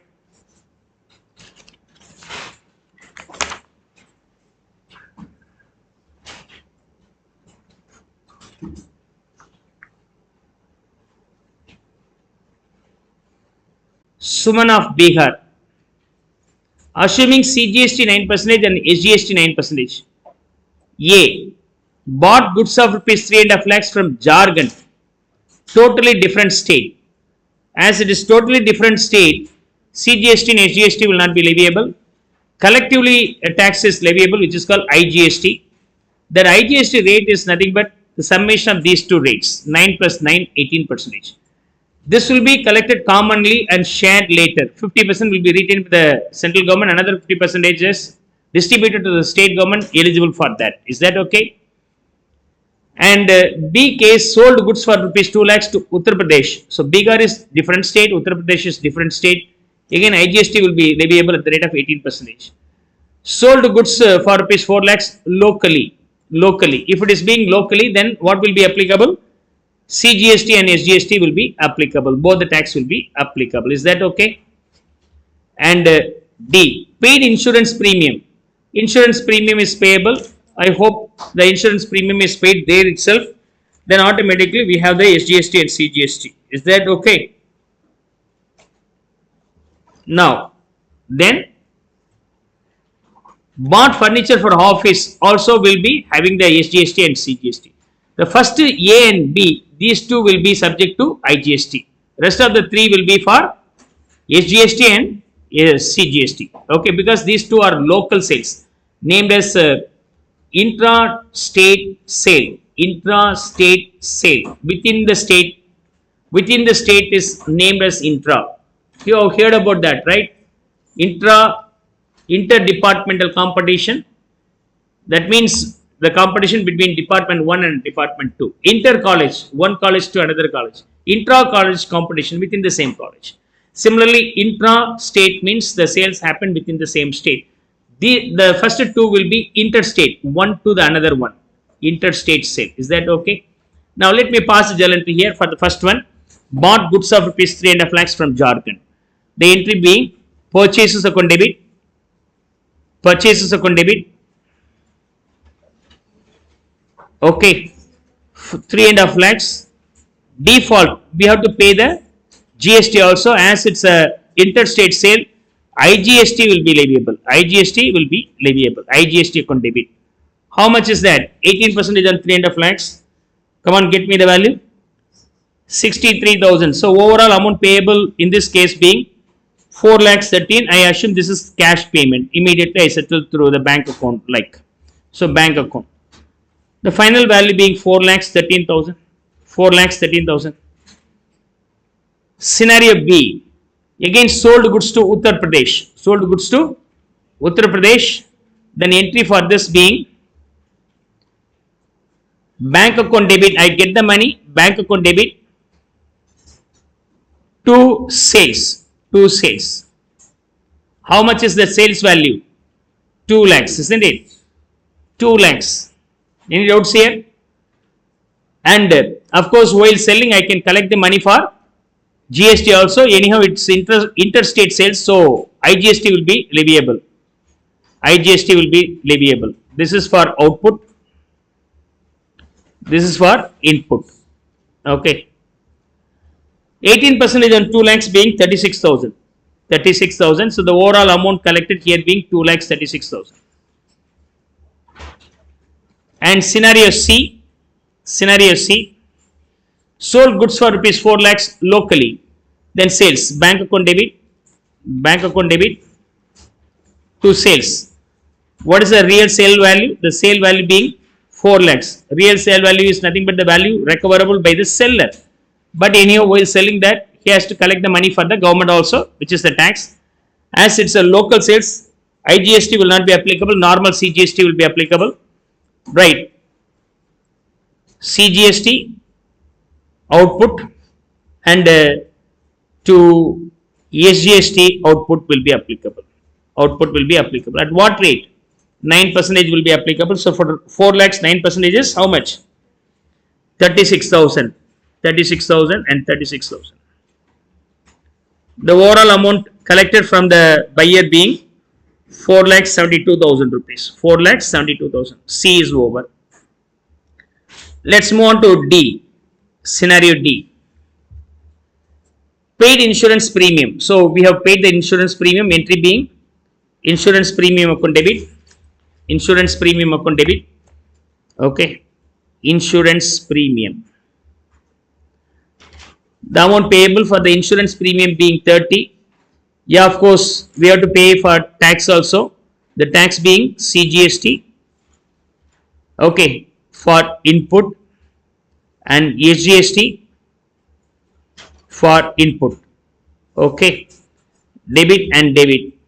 9%, 2,700, right? 2,700 for the CGST. Another 2,700 for the SGST. The overall payment here being 35,400. So 35,400 to bank. Okay. 35,400. D is over. Now let's move on to the case E. Bought furniture. Okay. Furniture purchased. Scenario E. Furniture account debit. The value of furniture being 50.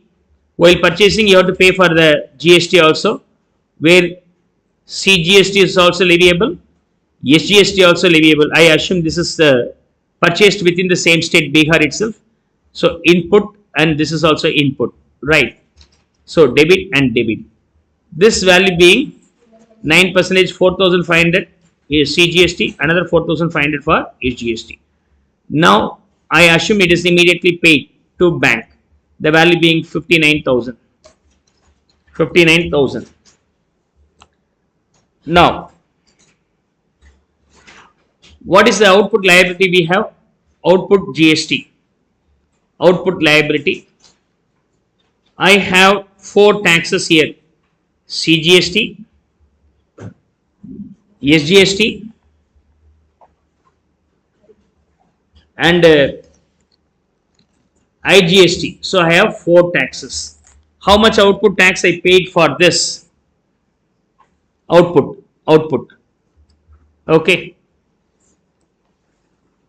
So these two are the output. 36,000 is the output tax for IGST. 36,000 and another 36,000 for CGST and SGST is payable. 36. Now I have to group the input tax also. Input tax.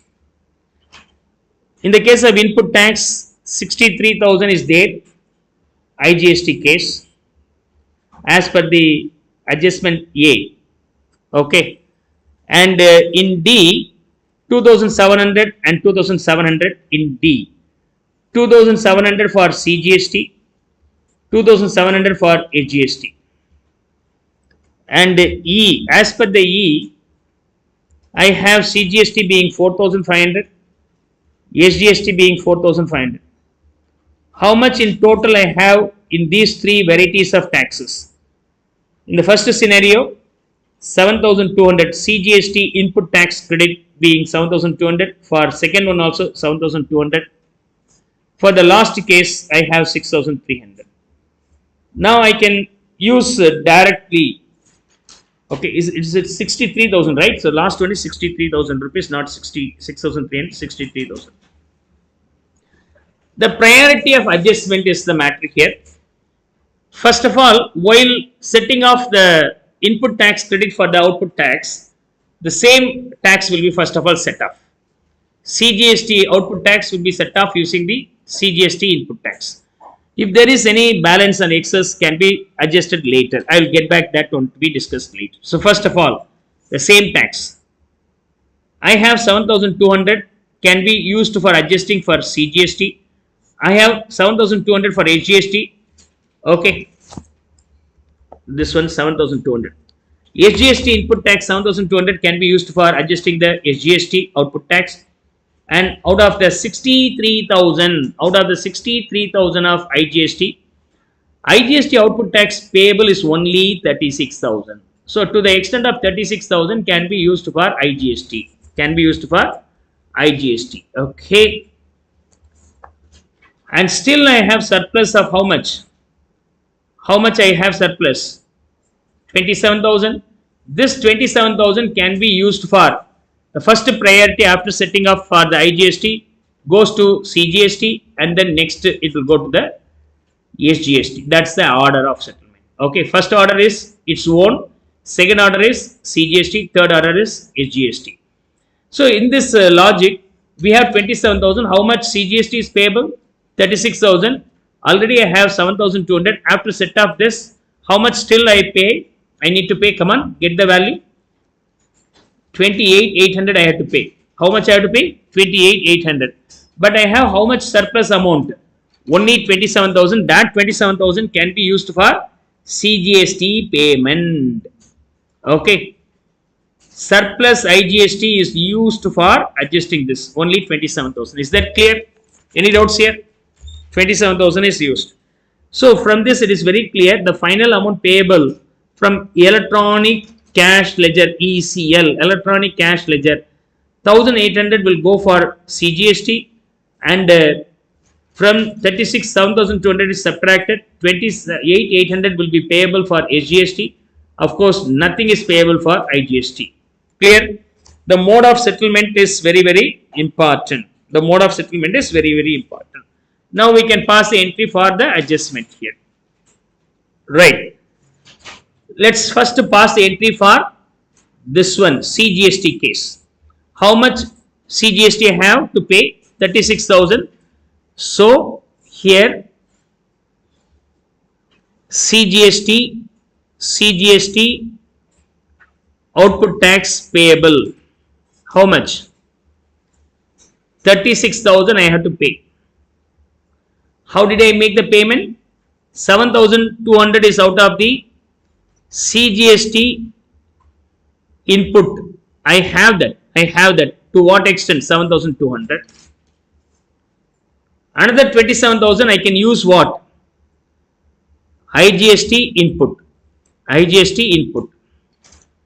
27,000. Still I have to pay 1,800. How do I make the payment? Electronic cash ledger. Through the NEFT transfer or whatever the mode may be, we can use this. Okay, how much is that? Okay, 1,800. Am I right? 1,800.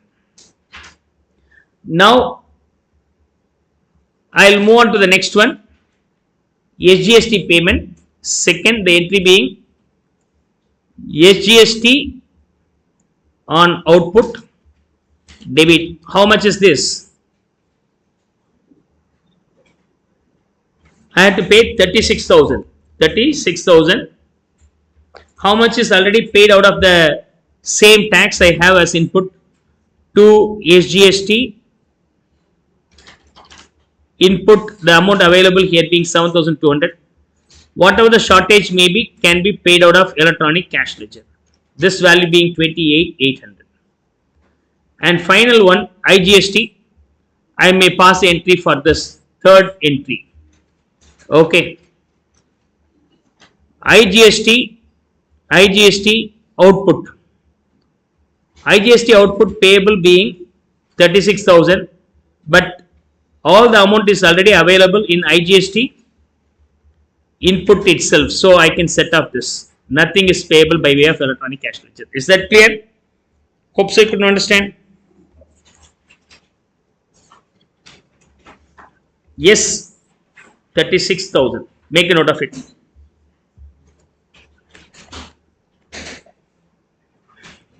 Illustration number 4. Journalize the following transactions of Mrs. Mallika Fashion's house and post the entries into the ledger. In this illustration, I am going to introduce the ledger preparation also. Passing the journal entry, then later I am going to prepare the ledger. Ledger is nothing but grouping the account. Grouping the account. Yeah, first entry being business started with cash. Business started with cash. Capital, right? So, capital entry is very simple, no? This is date, 5th June. Capital is introduced at rupees 2 lakhs. So, cash account debit to capital. Cash account debit to capital. Cash account debit to capital. Of course, this is user friendly. You can answer in the chat box also. Cash account debit to capital. This value being 2 lakhs. I put the value in thousands, 200,000s. Is that okay? I omitted 3 zeros. 8th June, opened a bank account with Syndicate Bank. 8th June. So, bank account debit to cash account. These are the transactions already completed in detail. Here my intention is to make you understand the ledger posting. So this will be worked out faster. If you have any query, you can go back and refer the earlier one. Bank account debit to cash. This value being 80,000. And on 12th June, goods purchased on credit from Mrs. Gulmohar Fashion House. Credit purchases. So purchases, as it is a credit, the party's name should be taken. So 12th. Purchases account debit. Purchases account debit. Purchases account debit to Gulmohar. Okay. Gulmohar. The value being 30,000. The value being 30,000. On the same date, one more transaction. Purchase office machines paid by check. So we purchase the office machines.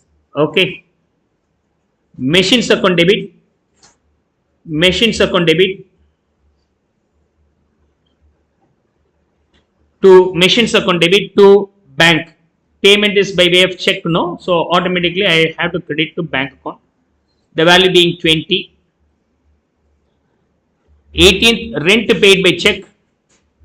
18th, rent paid by check. So the entry being rent account debit to bank. Rent account debit to bank. Okay.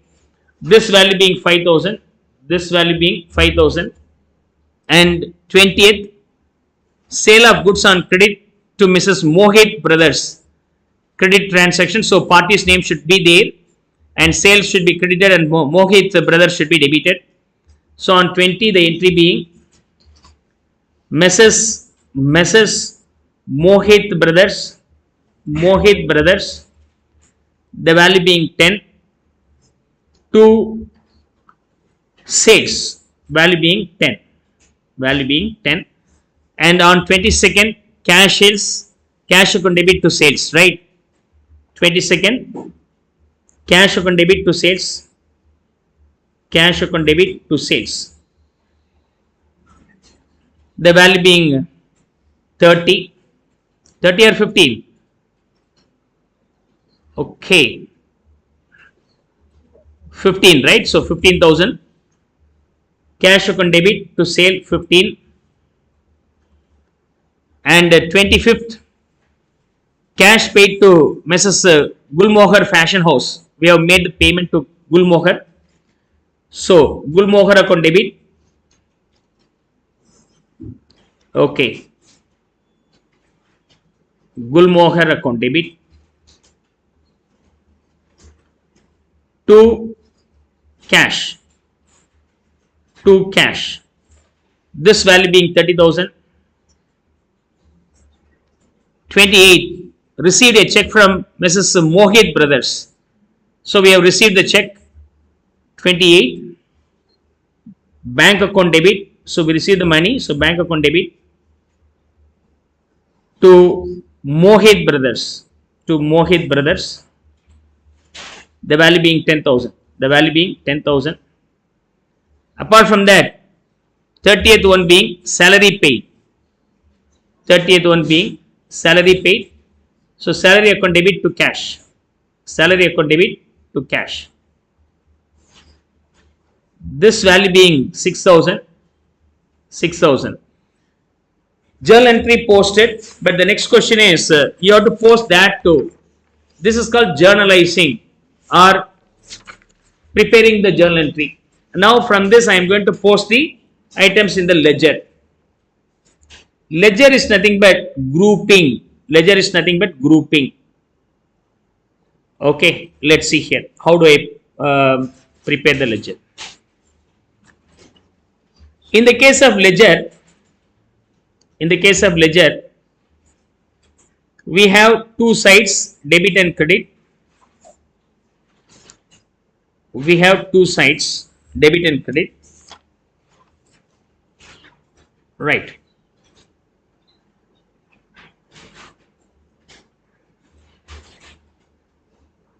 Okay. I'll just name that. Normally, journal entry will be posted in one side, one page.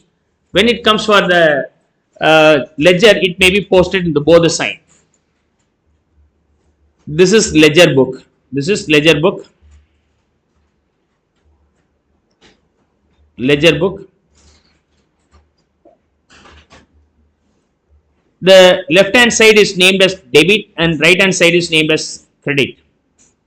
Now see how I am going to make the posting. Let me first of all start with the posting the cash account here. Now tell me, what is the cash balance we have after these transactions? In the very beginning, cash is introduced as a capital with the 200 rupees. Now my question is, how much cash balance is available after these transactions? In the fifth transaction, 200 came. In the eighth transaction, out of that, 80 rupees is transferred to bank, so 120. Then 22nd transaction, cash is also comes in because of the sale 15, add back. In 25th, the cash goes out, should be subtracted. So you have to do all the plus or minus to find out what is the cash balance you have, right? So as I already told you, the journal entry is posted in the date wise. Journal entry is posted date wise. Journal entry is posted date wise. But my intention is to find out what is the balance of particular account. Right. Now, already guided you the accounting cycle. Okay. In the accounting cycle, journal entry is posted in date wise. From there, I am going to prepare the ledger. In the preparation of ledger, I am going to what? Find out what is the balance of each and every item separately. How much cash balance I have. How much Gulmohar account balance is there. So those things will be identified just like a normal summing up, but there is an accounting process. That process is named here being the ledger posting. So such a way also I am going to find out now. Right. What is the cash balance we have? Come on, tell me. 200 debit, 80 subtracted, then the balance being 120. Okay, 120. And then here is cash 15. Debit means add. 120 plus 15, 135. Again, in 25th, 30 is subtracted. 105. Again, you have to subtract another 6. So 99 will be the closing value. See, 99 is the closing value. How much cash you have? 99. Rather than finding this way, there's a systematic approach. That approach is going to be now guided you, which is called ledger posting. This is called ledger posting. Because in one word question, it's asked this way also. Okay, this is asked this way also. Journalizing is for what? Posting is for what? Posting is for ledger posting, journalizing for passing the journals from the transaction. So that question also asked in the examination. So be careful with that. So first of all, I want to know what is the cash balance I have. So take the cash. That will be written this way. Cash account. Cash account. Cash account. That's how we'll write now. That value that value will be posted. The value is in the debit side now. The value will be posted in the debit side as 200. 200. Clear. Now tell me, what about this 200 all about? This 200 rupees came in the cash account is nothing but amount collected as a capital. Okay, represent that being capital. This is the process. If the cash account shows 200 rupees in the debit side, put that value in the debit side. Number one. Number two, to represent what is this 200, the opposite, the credit side name will be now named here. So usually we'll start with the 2 capital. 2 capital. The opposite name will be noted here. Similarly, let me show the next posting here. 80 rupees is there, cash. I am going to pick only the cash. If the cash shows the balance in the credit side, put that value in the credit side. Here it's a credit, so I post that value in the credit side. What I have to do? What is all about the 80? That 80 is nothing but amount deposited into the bank can be identified with the opposite item, means debit item. So I have to write here the debit item. I usually write starting with the buy bank. I start with the buy bank account. Usually in the debit side, I start with the 2. In the credit side, I start with the buy. By default, in the opposite side, you have the 2, but you don't have the buy, but rather than DR is now named as buy. That's how you can easily understand. The next one will be, in the case of cash, 22nd is there.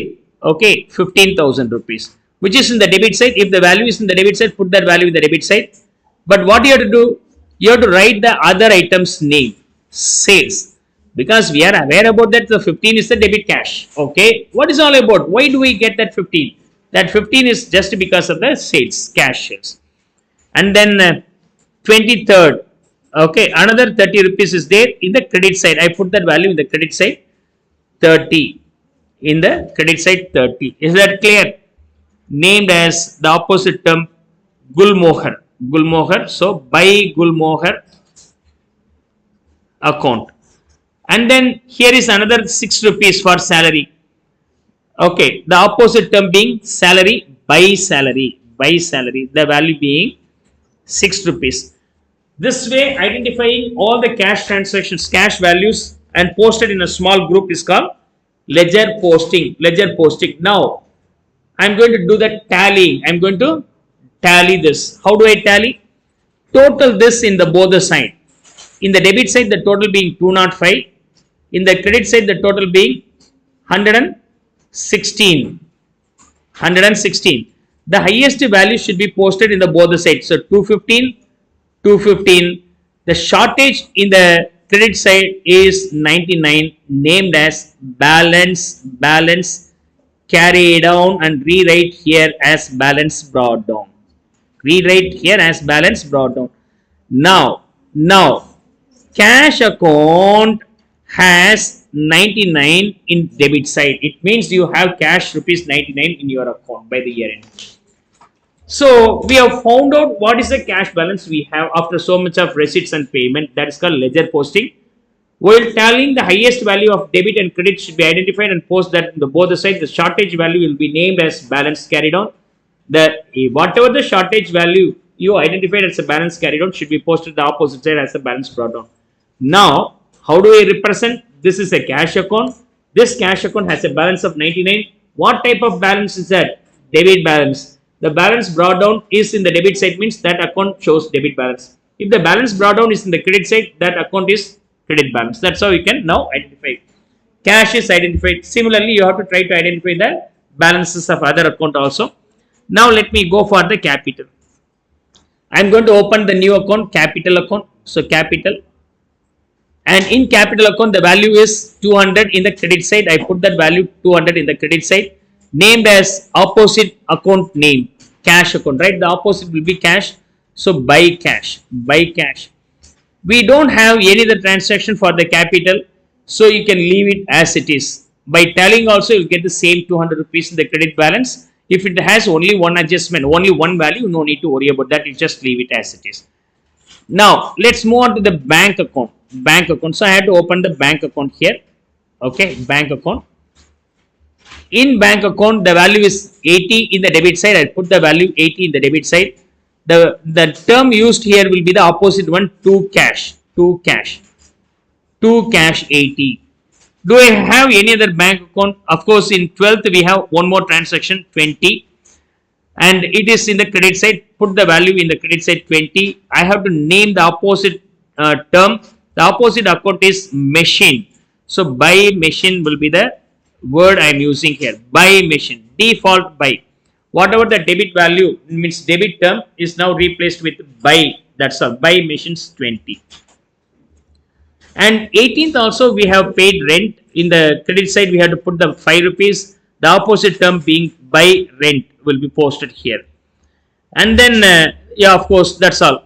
So these are the 3 items only we have in the case of bank account. As we have 1 item in the debit side and 2 items in the credit side.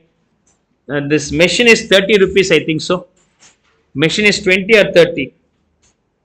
30 rupees, I think so. Right. Once again, let me check. 20 only, no? Okay, 20 only. Correct. Now, 20 and 5.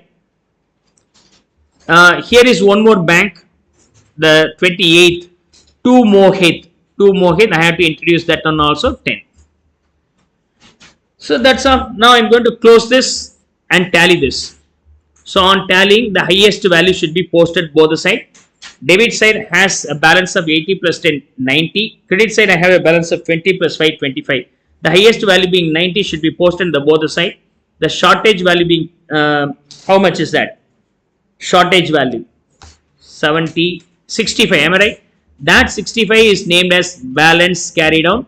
Don't forget to rewrite in the opposite side as balance brought down. Now, this is bank account, has a balance of 65. That balance is in the debit side, so debit balance. That's how you can name it. So now we have completed bank account also. After that, we have to introduce a new account called purchases account. So I have to introduce purchases account. I need to know the balance in purchases account. So I am opening that one here. Purchases account. Purchases account. In purchases, 2 Gulmohar will be the value. I am going to write 2 Gulmohar. Okay. Gulmohar. This value being 30. Any other purchases exist there? No, I have only one purchases. Leave as it is, because the highest value 30 will be posted the both the side. Again, balance carried on will be the side where the shortage is there. Again, if you are rewriting as balance brought on, you will have the same value in the same side. So no need to tally this. And now we'll go for the Gulmohar. Gulmohar. So I opened Gulmohar account here. Gulmohar. And in Gulmohar, the value is 30, which is in the credit side, named as purchases, buy purchases. And in 25th also we have Gulmohar, the value is in the debit side, put that value in the debit side 30. To cash. To cash. Finally, if you tally this, automatically it gets closed. No more balance we have. So while purchasing from Gulmohar, I purchased in credit, stating that I will pay the 30 later. Sometimes later I repaid that, right? So as repaid, no more entry will be appearing here. That's all. It's closed. Gulmohar balance is 0. Yeah, of course, because of the purchases, I have to pay 30. I have paid. That's all. No more transaction will be required anymore here. Now, the next one being machine account. Machine account. Again, I had to open a new account called machine. So, machine account here. And in machine account, 20 rupees should be in the debit side. So, to bank. To bank. The value being 20. I hope I don't have any other machine account. So, leave it as it is. Leave it as it is. Then I will go for the rent. I have to open the rent account now. Rent account. The value being to bank. The value being to bank. Okay. This value being 5 rupees. 5 rupees. That's all. Only one item over. No need to tally that. Now, Mrs. Mohit. Mrs. Mohit. So, we have to open that account now. Mrs. Mohit. Mohit. Okay. The value is in the debit side. So, put the value in the debit side. Write the other account to sales. To sales. And in 23 also we have Mohit in the credit side. The other account being by bank will be recorded. So I sold to Mohit in credit rupees 10. He has to pay me 10. Sometimes later he paid. On tallying that, in the debit and credit side is tallying that no more balance is recoverable from Mohit. Closed. You have to close that. So we have closed. And then next one being sales. Next one being sales. As such, now we don't have the sales account, so we have to open that sales account as a new one. So sales account. Sales account. In sales account, we have to write the opposite one, which is Mrs. Mohit. Mrs. Mohit by Mrs. Mohit. Okay. This value being 10. And here is also another sales in the credit side. So by cash. One is credit sales, another one is cash. It's 15. That's all. We don't have any other sales. Anyhow, we can tally this. If I tally, the highest value is in the credit side 25, and in the debit side no value is there. The entire 25 is shortage. That shortage is named as balance carried on. That will be rewritten in the opposite side as by balance brought down. By balance brought down. This value being 25. Is that okay? Now sales account has a balance of 25. That too credit balance. That too credit balance. Is that clear? Then next one will be cash over. Everything is ticked, means already posted, so you don't need to worry about that. Finally, you have only salary, so I had to open the salary account. So salary account here, salary account here. In salary account, 2 cash, the value being 6. So the ledger posting is completed. The period end, at the year end, we will just verify how much we have balance in each and every account. In the years long, we have n number of accounts like carriage, sales, purchases, assets, plant and machinery, debtors, creditors. I have to find out the balance of each and every account independently. That grouping and finding the balance of each and every account is named as ledger. Then subsequently a summary is written, that is called trial balance. Of course, in this illustration, tallying and trial balance is not asked. Anyway, let me explain the trial balance also. The trial balance is nothing but writing the summary. Let's see here. So with that, the entire concept, the base concepts will be over. In case of trial balance, you can write this way, right? Let me see here. Now, in case of trial balance is nothing but a summary, trial balance. The trial balance, this is the particulars, the first column being debit, second column being credit. You have to write the balances of each and every ledger in the trial balance. Only the balances. The cash account has a balance of how much? 99. Which side that balance is there? Debit side. So, I put that value in trial balance as cash account. Here it is cash account. The balance being 99, I am going to write that value in the debit side. Capital account, the balance is 200 rupees. So, I have to write that capital value in the credit side. Okay. In the credit side, 200 rupees. And bank account, the balance is 65 showing in the debit side. So I had to write the bank account here. The value 65 should be posted in the debit side. And purchases, the value is 30 showing in the debit side. So I put the value purchases in the debit side. 30. And Gulmohar got close to no balance. So you don't need to worry about that. So leave it. Machine 20 rupees is in the debit side. I put that value here. Rent account 5 rupees here, debit side. Mrs. Mohit account got closed. No need to worry about that. So sales, the value being 25 in the credit side. And we have salary. Salary should be in the debit side. Value being 6. If you tally this, the trial balance should get tallied. Come on, verify whether it is agreeing or not with what 225 value. Make it faster. 99 plus 65 plus 30 plus 20 plus 5 plus 6. 225, it's matching. This is called trial balance. Is that clear?